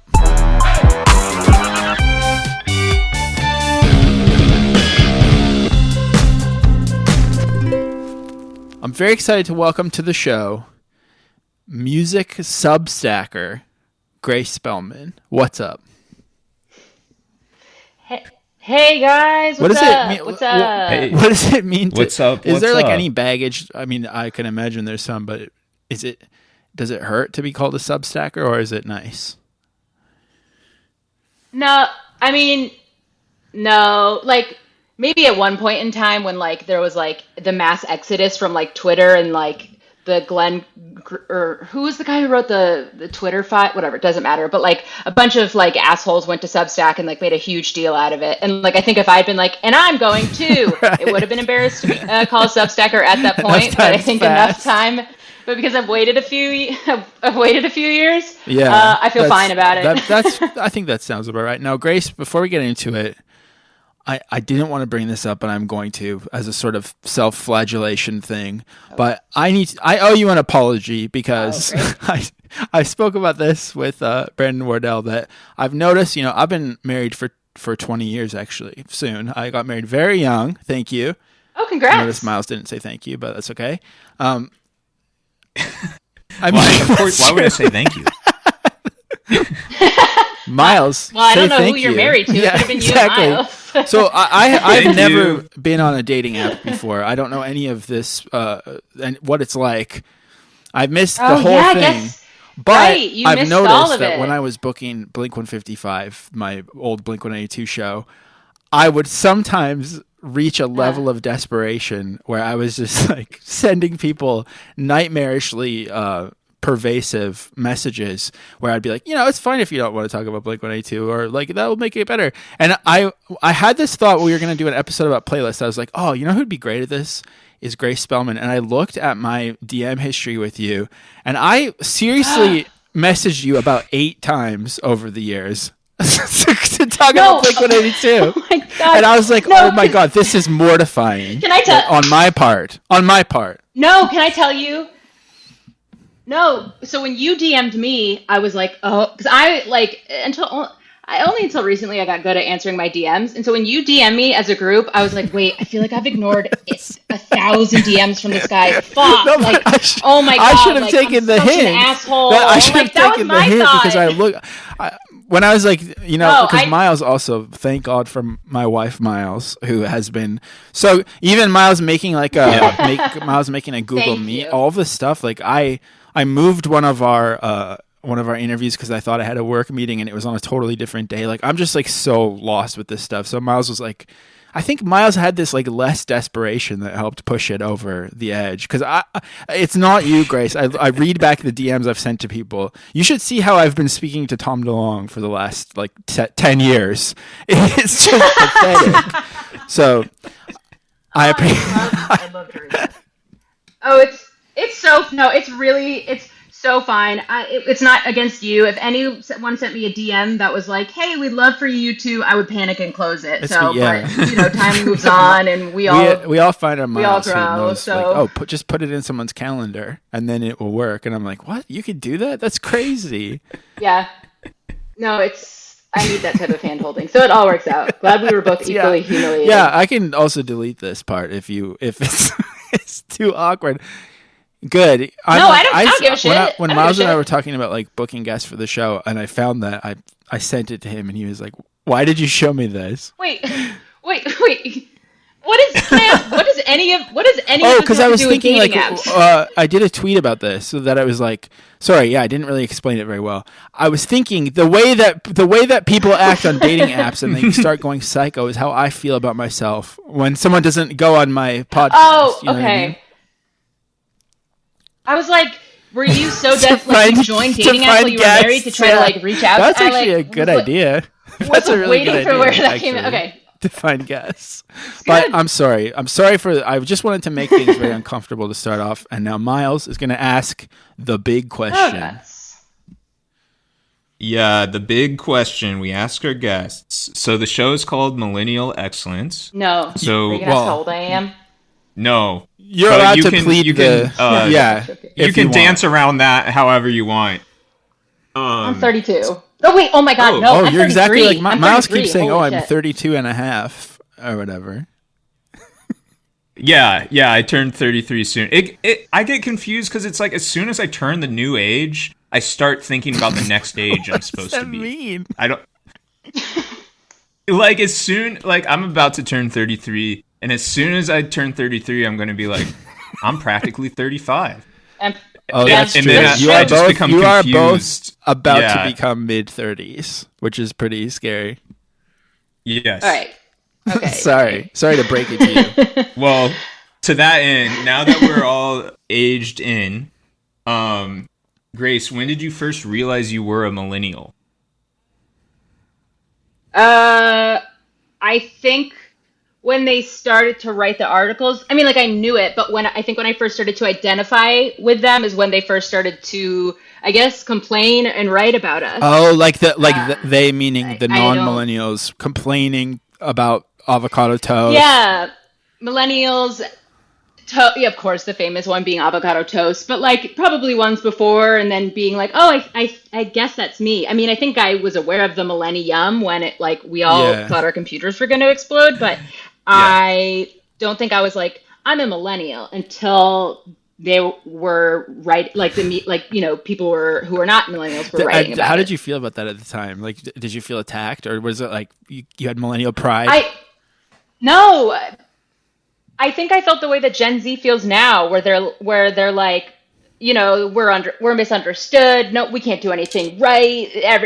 This world has been set up so that we can't succeed. And I think it felt cool, and also just like it feels nice to feel young and be like, and also it's really nice to be talked about. Yeah, true. So I guess one thing maybe that defines millennials is the iPod and downloading. I mean, and you're like a music head, so I'm curious what that was like for you when you were like, oh my God, I can fit songs in my pocket. Famously, yes. I actually came from like a Mac family, like back before they were colors or white. Like we grew up with like. Oh like my God! beige, Wait, speak on that for a second, Macs. because that's Miles, since we started the show, has gotten a Mac. I think from some form of insecurity, but he is really a PC actually, and I'm a Mac. So you were like an early Mac. What does that say about like your bloodline? Yeah.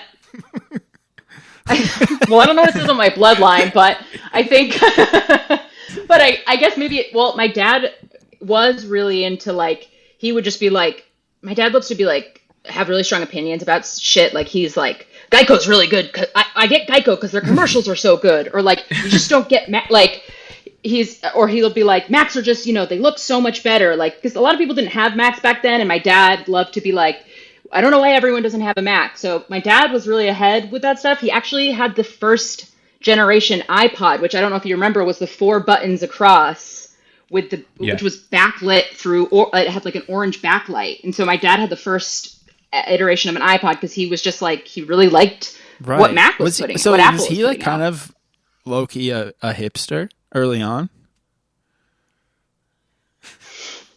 No, okay. He wasn't. I mean, he was a fan of good marketing. Yes, and boy, he would be so proud if he knew I grew up to just love, do advertising. Right. So your dad brought an iPod into the home. Was that like a family iPod, or did you have a sense of ownership over it, or what? No, it was his. You all gathered round the iPod. It was like I don't think it was like the share. Okay, it's my turn on the iPod. I think that's what it was. But I think that's like kind of what made it so different was that when it was marketed to you, it was like, this is yours. Like, this is a personal thing that you get to put your songs on it. So I think it wasn't shared with us. I also think I don't remember, because I obviously was really young, so I don't remember my dad, it like being expensive. I don't remember how much the original iPod was and how much like that would now be with inflation, or, like with the whatever in 2025. Did your dad say iPod, I paid for like that classic Is that an actual meme? Yeah, it's like iPod, iPad. Like there's a kid holding each, yep. And the dad's like, I paid, yeah. No, because I think he just was like, you guys got to get one of these. And when they made the iPod mini, that's when I got it. Because I was just listening to so much. I was constantly on my Walkman. I had a Walkman, and it was just like, I was on my Walkman so much and like swapping out CDs that like it really got to be like, well, I really needed an iPod, which sounds crazy, but like it was very useful for me. So were you burning CDs before that? Oh my God, I can't tell you how much. There's something about, there was this. Yes, I was burning a lot of CDs because I don't know if you remember or like what music service you used when you were like a millennial listening to music, but like because I had a Mac, I had iTunes, and I had the iTunes Music Store, which like showed the charting songs that changed every day, and every week there was a free song that iTunes would release. So it had this sort of like, this is where music is happening, and so I was just like always on iTunes checking out what the new songs were, and like also I was doing a lot of LimeWire. So like I was using the iTunes store, but then when I learned what like LimeWire was, I was just like kind of obsessed with just getting as much music as I liked. And then but then before the iPod, I would make so many CDs, and then this is embarrassing. I would make CDs of albums I liked, like in 2006, The Killer's Hot Fuss had come out, and I loved it. Mm-hmm. And I made like 20 CDs to the point where the iTunes made me stop because they thought that I was maybe selling them. Like I got a pop-up that was like, you can't make any more CDs. But I wasn't selling them. I would go to school and I would just hand out the CDs to people and be like, you should listen to this. It's really good. Amazing. Wow, street team. So that was what I was going to ask you, is like, because I'm like, I can't break away from being an album head. And I'm curious, like at what point, because I think, we'll get to it, but you make playlists for a living. At what point did you pivot from album to playlist, or do you still respect the institution of the album? I still definitely respect the album because that's when people talk about music, they're mostly they talk about it in terms of albums. And it's also like an album is an artist being like, here, like, this is what I am, or this is what I'm feeling, or like, this is what's going on in my life. And that was always still fascinating to me. So I think I still liked albums, and I would drive a lot, like, when I had got my license eventually, and I liked listening to albums fully through, but I also liked reading. I was like obsessed with like reading, finding out what the Rolling Stone top 500 albums were. So I liked albums in that way. And it really wasn't until like I also made mixed CDs, which I guess are technically playlists, but like actual literal playlist. It wasn't until so there's something that happened that, like, to get a little nerdy in description, there's something that happens in songs that doesn't happen. Like Bohemian Rhapsody is like 3 mini songs in one song. You know what I'm saying? And like, California Girls is like, by the Beach Boys has like 2 songs. Band on the Run by by The Wings is kind of like 2 separate songs. Right. There's not really a name for it, but I really loved when songs did that. And so like when I kind of, was like, I don't know, maybe from like 2010 onward, was like, I have to find a spot to keep all of these. I need to just like put them all in one place because I would keep remembering them. And so that was like kind of the first playlist I really made. And so I really mostly, and then I was like, oh, there are songs like, what are my favorite bass lines? Or like songs where like there's like really cool clapping. I should put those all in one playlist. So I really started to make playlists as sort of like a way to catalog things first. Before I ever actually listened. Like I would never be like, oh, I should make a sad playlist, or like I should make a pump up one. It was like more like, oh, I should make a cool, like my favorite guitar solos one. So it was more of like a little bit of like a nerdy organization thing rather than like fit for moods. I love that. Like a Dewey Decimal System. Have you coined a term for the song within a song? I think so. I think the I'm going to the California Girls Wikipedia page right now. For a while, they didn't okay, so what is it? There is a name. So like when I said, I had made this playlist pretty early. So I was like Googling it in 2010 to like 2013, and there was nothing for it. And then I think I was like, I should like see if anyone's made a Wikipedia page for like this type of sensation. And I think I did. I can't remember it now, and I can't find it. Yeah. But I think there is one. It's not like agreed upon by everyone, but I think at like in the last 10 years, people were like, we have to think of a name for this, and like let's just. I think it should be called the Spelman. I agree, and I hope that when I die, we do something. I hope it's while you're living, actually, and you can do it. Oh, that would be cool. Yeah. Okay. All right. Fine. Yeah. I Something guess that would be better. I've read you talking about these playlists before. And I think, in my life, I was a music writer for a long time, and I was really influenced by kind of like, I think Gen X writing, where it was like kind of mean, and I thought it was really fun and funny, and I still do, and I kind of love being a hater. But I also always think about, for example, buying a Fugazi CD when I was a teenager and thinking it sounded like shit, and then listening to it over and over again until I liked it because I bought the CD.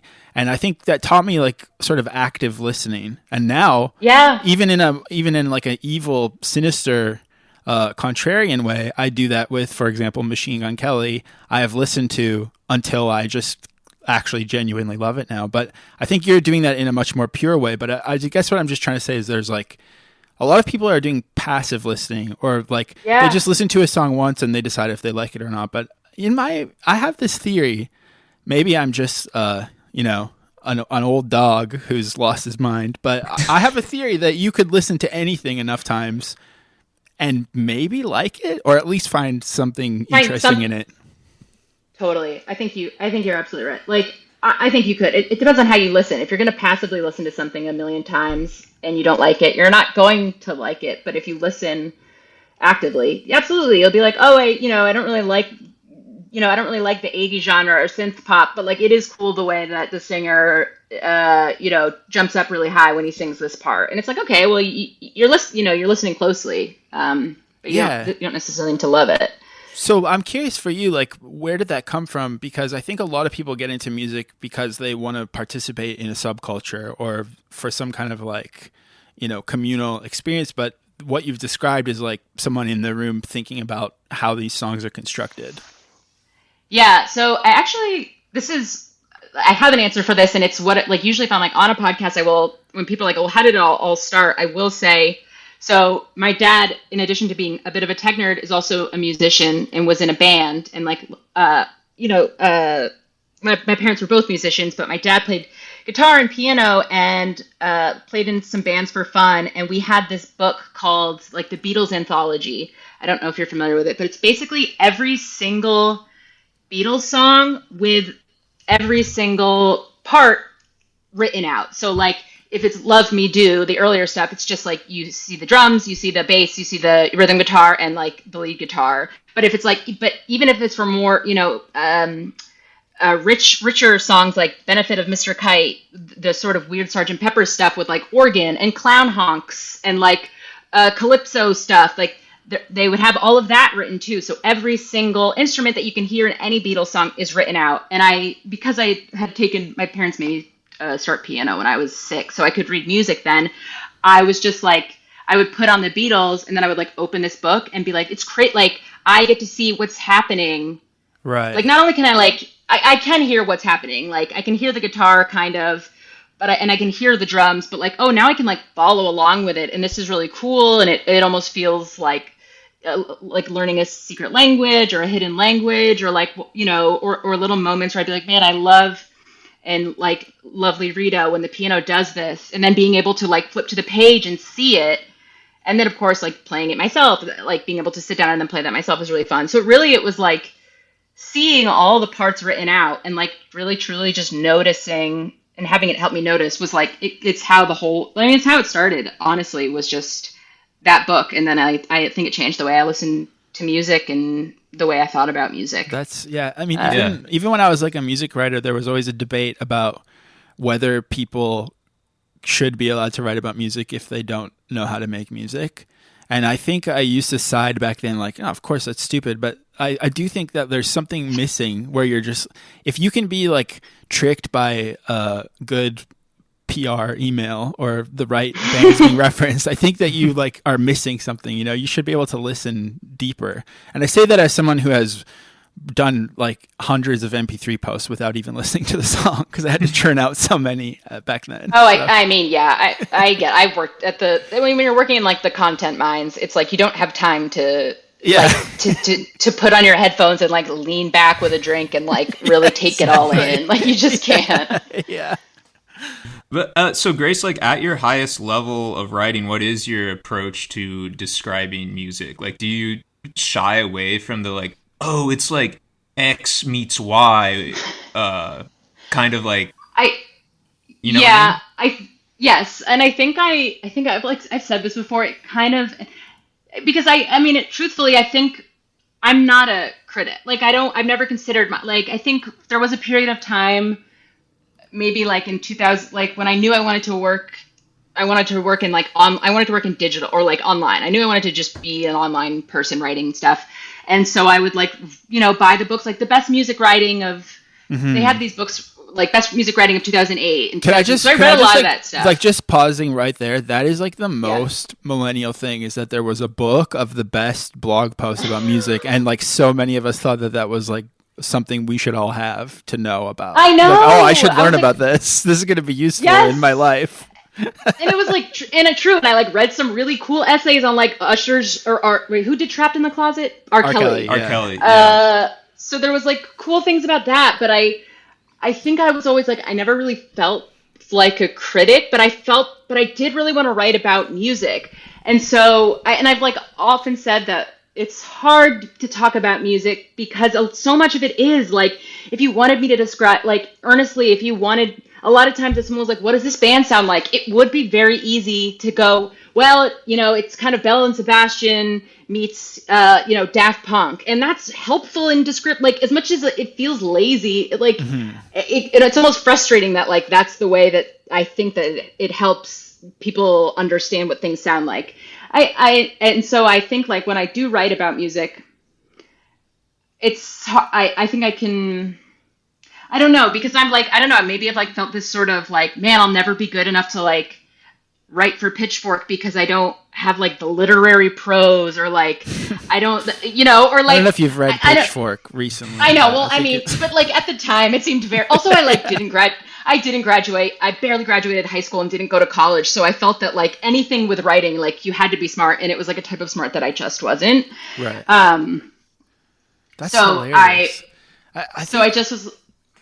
Sorry, I didn't mean to interrupt. No, what were you saying? I just love what you're describing is like, because I think most critics, by the force of the industry going a certain way, had to just become cheerleaders for music, and they're like ground down to not have time to think about it. But you've like carved this own niche for yourself where you're like actually thinking critically in the sense of like, you know, thinking about the different angles and breaking things apart and deconstructing them, but in a sort of like non-negative way. So I think it's just funny that you are sort of participating in the role that a critic should be doing, but they are doing a shittier version of what you're doing because they have to. I think so. And I think I can like, I mean, I'm sure you saw that article that came out that was like, you know, music criticism isn't mean anymore. And I think I can be negative. Like I can be I thought Beyonce's Cowboy Carter was bad. And I could explain why. Yeah, that's what I've been wanting to ask you for all these years since I've been crashing out in your DMs. Is like, what do you hate? Is all I want to know. I don't, man. It's really hard for me to like 80s music. I try, like I really try. Yeah. I don't know. I don't know if it's because I didn't grow. So my parents lived in Germany in the 80s because my dad was stationed there for the army, and so they like kind of missed a lot of 80s music. So I grew up listening to all types of music, but like we never really played 80s music. And so I find it hard to listen to. I don't know if it's like the sparser instrumentation or like the electronic stuff. There's some 80s I like, but I think it's hard for me to like. It's hard for me to like metal music because I am so drawn to like strong melodic lines and or like little things that I can hear in each song. So often songs that are just a lot of noise, right?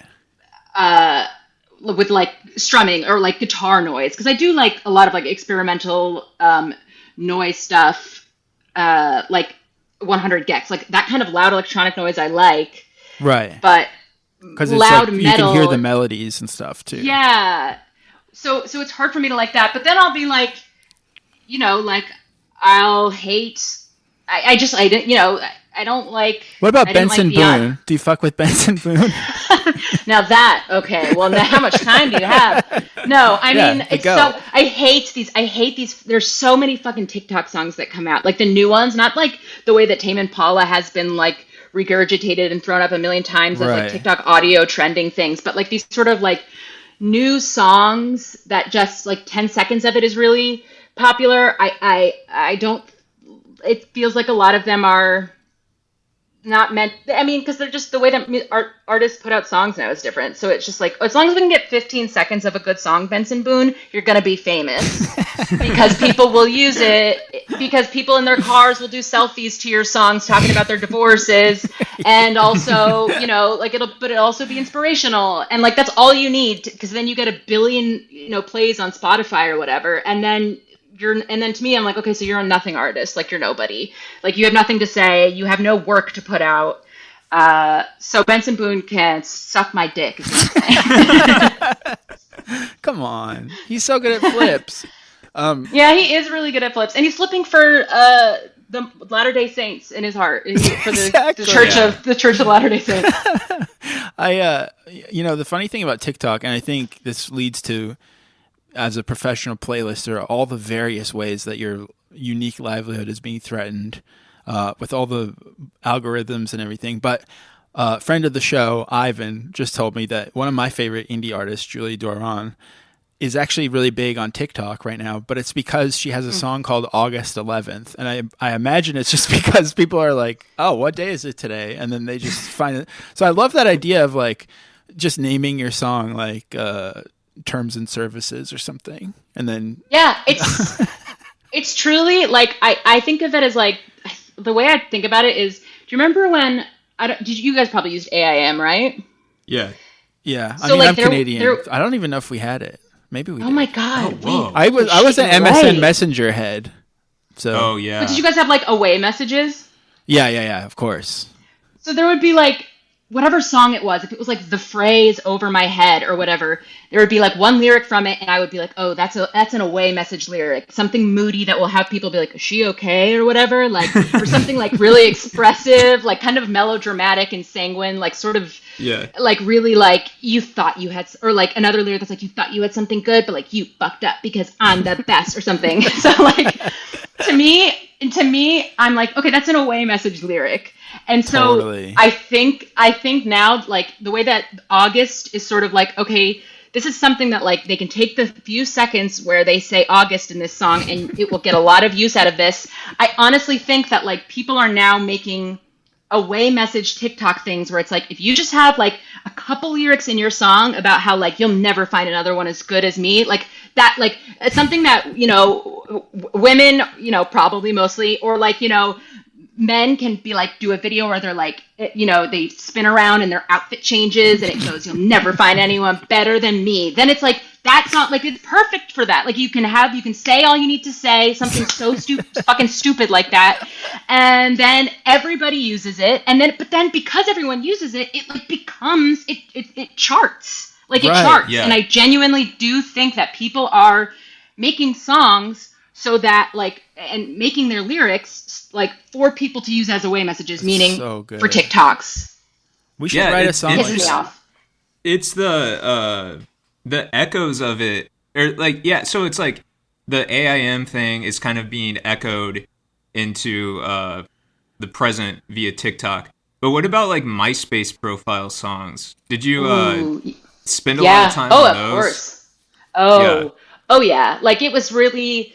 I mean, because I also like I kind of have like I'd love to be like a music supervisor for like a TV show one day, and like the idea of like setting the mood for being in a certain environment is really enticing. And so I like can't tell you how much time I would put into being like, what do I want people to hear when they like get to my MySpace page? Like what are they gonna hear? And sometimes it would be like Panic at the Disco. So like obviously like I wasn't being really like profound, but I spent a lot of time. And then I was on Tumblr too, and if you like knew certain HTML codes on Tumblr, you could get songs to play when you logged in there too. So sick.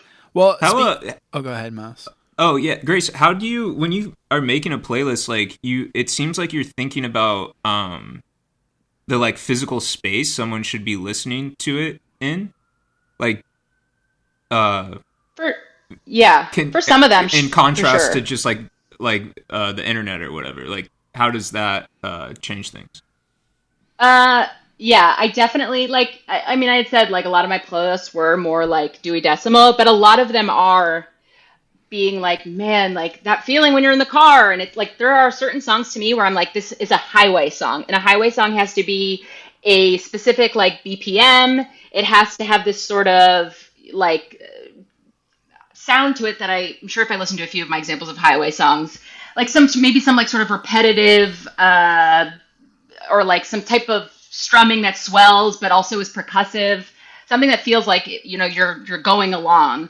So there, but also feels like a sort of a release song or euphoric a little bit. Like that's a good highway song. Or just like hanging out and like dinner party songs. I think I am a little particular about because I think they have to be interesting enough to like make you feel cool, but not so invasive that like you're like, what the like you're talking to someone and meanwhile there's like a guy making weird animal sounds and you're like, sorry, I can't focus right now because this song is fucking weird. Yeah. But it's still interesting like enough. And so I do think about that a lot. And I think people just want to like, people want to feel like they're in their own, like people want to be the main character of their lives. They want to feel like they're in a movie. Even before the invention of the internet, you know, being on your Walkman and resting your head on like against the bus window and looking out, like felt that shit's so deep.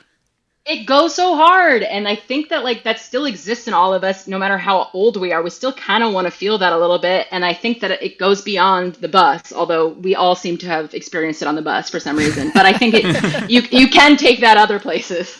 Talking about portable music, iPods, how you don't like the '80s and big tech. How do you feel about the U2 album that was put on everyone's Oh device? my God. I don't get U2. Oh, I have another thing I don't get. I don't get Springsteen. I'm sorry. I don't get Yeah. Springsteen, and I don't like U2 and Springsteen to me are like. But I gotta say, like, saying I don't get it is not really like, that's not the hater's code. You're supposed to say like, this stuff sucks and you're all stupid. Okay, for liking I think it's boring, and I think that like if you should write more interesting music Yeah. because like if you're gonna write good lyrics, go be a poet. Whoa, But I do think the true. E Street Band, I do like them. Like when he does like funky shit with them and like the horn stuff, I like all that. What about the Killers song, that Bruce guest song? That's like my favorite Bruce Springsteen thing. It's from like only a couple I don't- years ago, and it's so. I don't think is it good? It's just so like perfectly cringe in a way that makes me feel so good. But Wait, okay, I gotta- love cringe. I gotta listen to that. But to answer your question, which was the U2, I thought that shit was so dumb. And then remember they also released the iPod that was like black and red.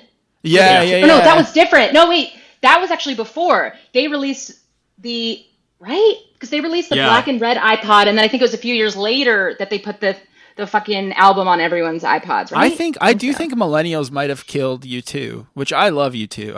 I love cringe, like I said, but I think I like cringe millennials too, might have yeah. killed U2. The more I think about it, actually.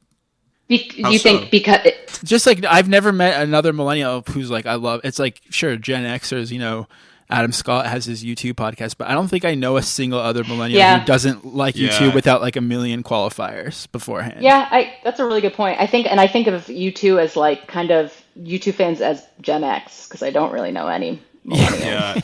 My first introduction to U2 was Uno, Dos, Tres, Catorce, which doesn't really. Wasn't that an iPod commercial too?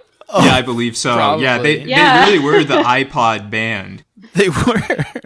Which was kind of like ahead of its time. I mean, it was like, which was kind of weird then, but then you think about how like Tidal has like all of these exclusive deals with like Coldplay and Beyonce and shit, and I guess that like, they took that from Apple. That's true. There's a lot of like iPod nostalgia now, and we didn't talk about this on the main app because I saw it after, but have you guys seen that Death Cab for Cuties like selling a t-shirt with an iPod? The metadata is like listing Death Cab for Cutie like 10 different ways on the iPod screenshot. I thought that was kind of cute, but I also wish I had thought of it. Wait, it's a shirt? I gotta look this up. That is a good idea for a shirt. I'm looking at it now.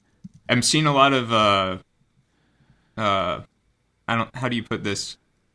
Like bootleg. Like yeah, if you Google Death Cab for Cutie iPod shirt, there's a lot of the I need that on a shirt bots have. Yeah. Wait, I just want to make sure I'm looking at the right thing. It's like it looks like the iPod interface, and it's got all the different. Yeah. That's fun. It's relatable. It's clever. I do like that, but I don't think, and it doesn't scream like I'm a millennial or like nostalgia. You don't think so? Yeah.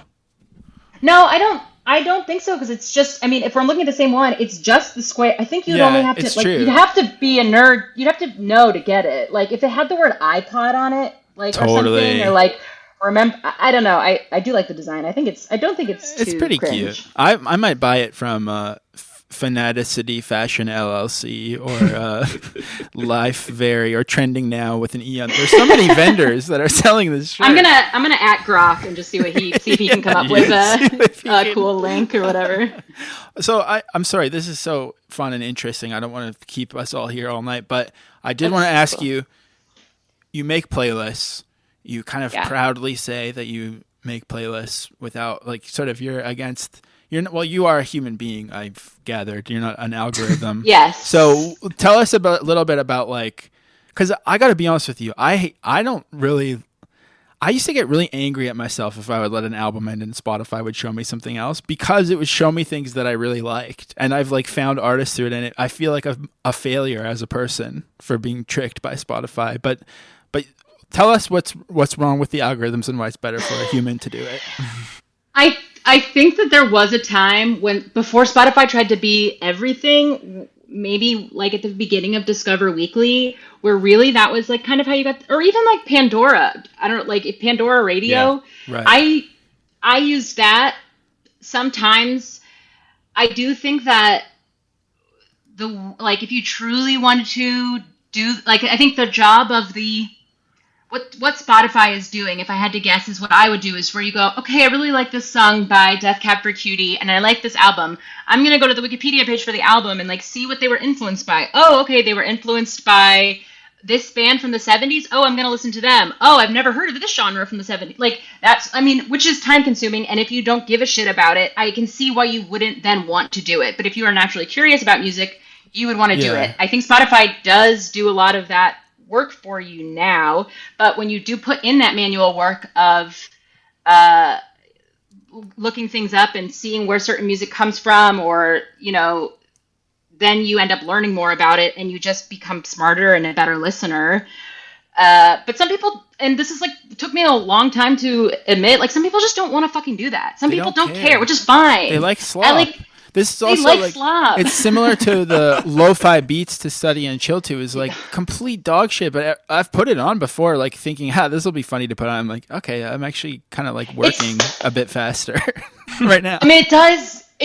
I mean, like because you're using it for a purpose. There would be people who would. Do you remember the era of YouTube where if like you could get the song on, like people could get the song on YouTube, but you'd have to pitch it up a little bit in order to avoid the copyright laws. And I would know people who would download YouTube to MP3 of songs that would be in the wrong key, or they would be a little faster, and they would just like that's the version of the song they would listen to. And I had to like.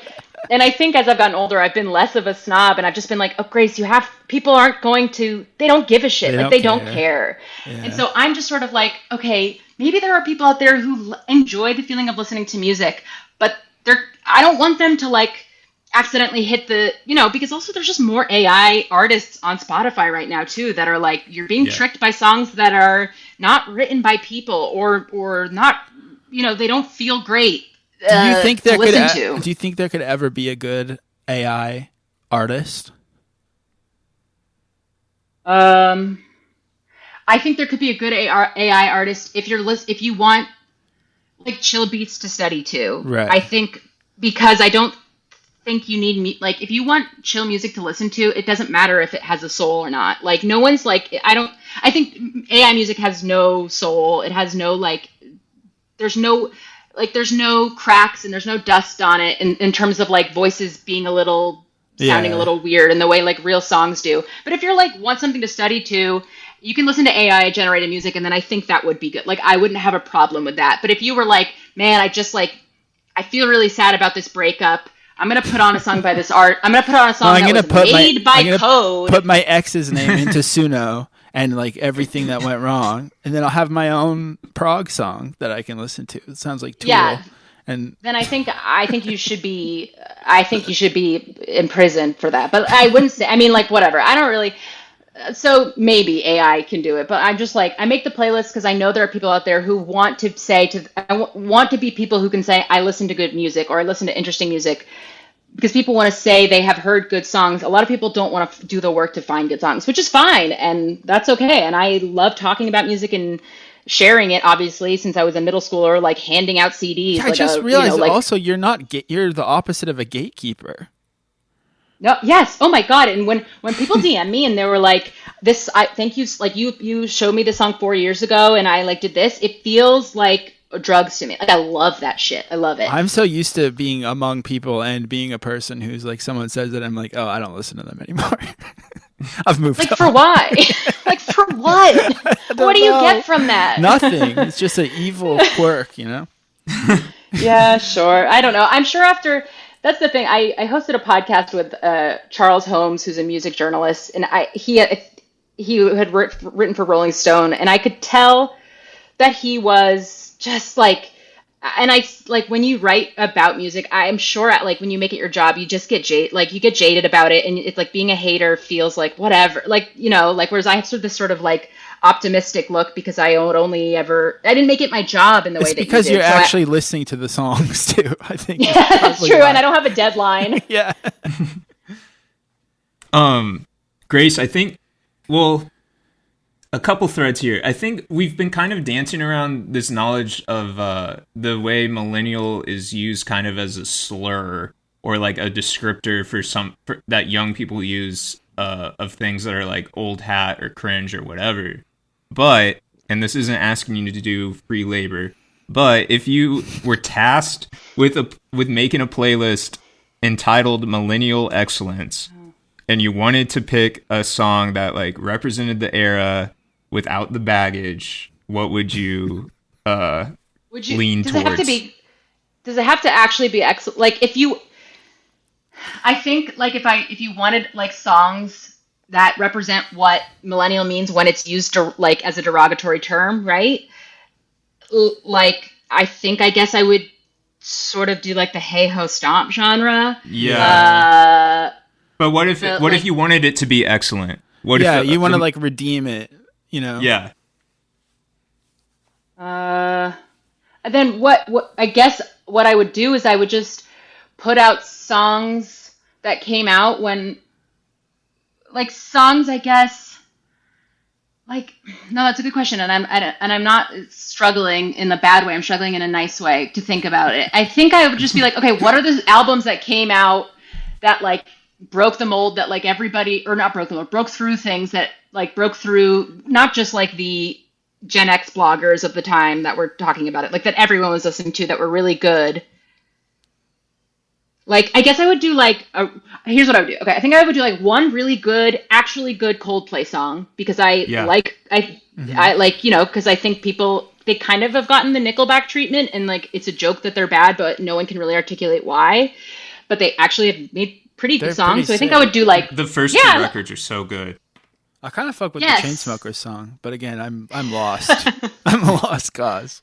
I don't think I would put a single Chainsmokers song in there, but I think I would, honestly. I think I would put maybe I would put a Skrillex song in there, because when Skrillex and like Avicii came out, like dubstep was like, that was huge, and I think they're like, I could never listen to more than like 3 or maybe even 1 hour in a row of it, but like there are some pretty good songs there. So I think like what it is like we talk about like the millennial bands in a sort of derogatory way, but if you sort of like pause for a little bit, they've put out at least one pretty good song. And so I think I would just make a playlist of like, all right, haha, like let's laugh about Coldplay and Skrillex for a few minutes, but you know, this song's actually awesome and this song is actually awesome. That's so good. Yeah. Skrillex, maybe. I'm going to call Skrillex a friend of the show, just so that he'll come on one day, even though I don't know. Honestly, if he's on those dating apps, you got to get on there and see if you can. Yeah, we should sign up for Raya. Just to book a podcast. That's a good idea. Is that allowed? Who would you guys put on it?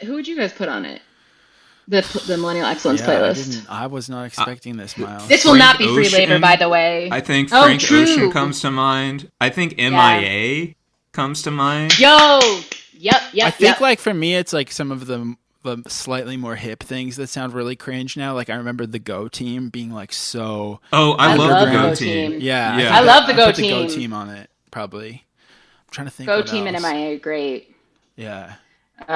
Definitely no Arcade Fire, because that's like too on the nose, right? The Broken Social Scene. Anthems for a 17-year-old girl would go on there for sure. That's true. Yeah, I do. Yeah, I mean, but Arcade Fire, but isn't the whole point that like it is on the nose? Yeah, true. Well, you're the playlist, you're the expert, so I don't know. Like, if do you put the obvious song on the playlist, or do you? Maybe you put the obvious group on the playlist, but then you. But a B-side. Like an actually good song. Yeah, maybe. Amazing. Well, Grace, thank you so much. I can now DM you normally one day if it arises. We'll just ignore. We won't scroll up. But thank you. No, God, no. Where can people check out your playlists? You can check my playlist at Grace Spelman Music Project on Substack. You can just type that into Google, and you can get them there. And then on my socials, I'm just Grace Spelman everywhere. Or just enjoy the free playlist she just made. Yeah, there you go. Yeah. All right.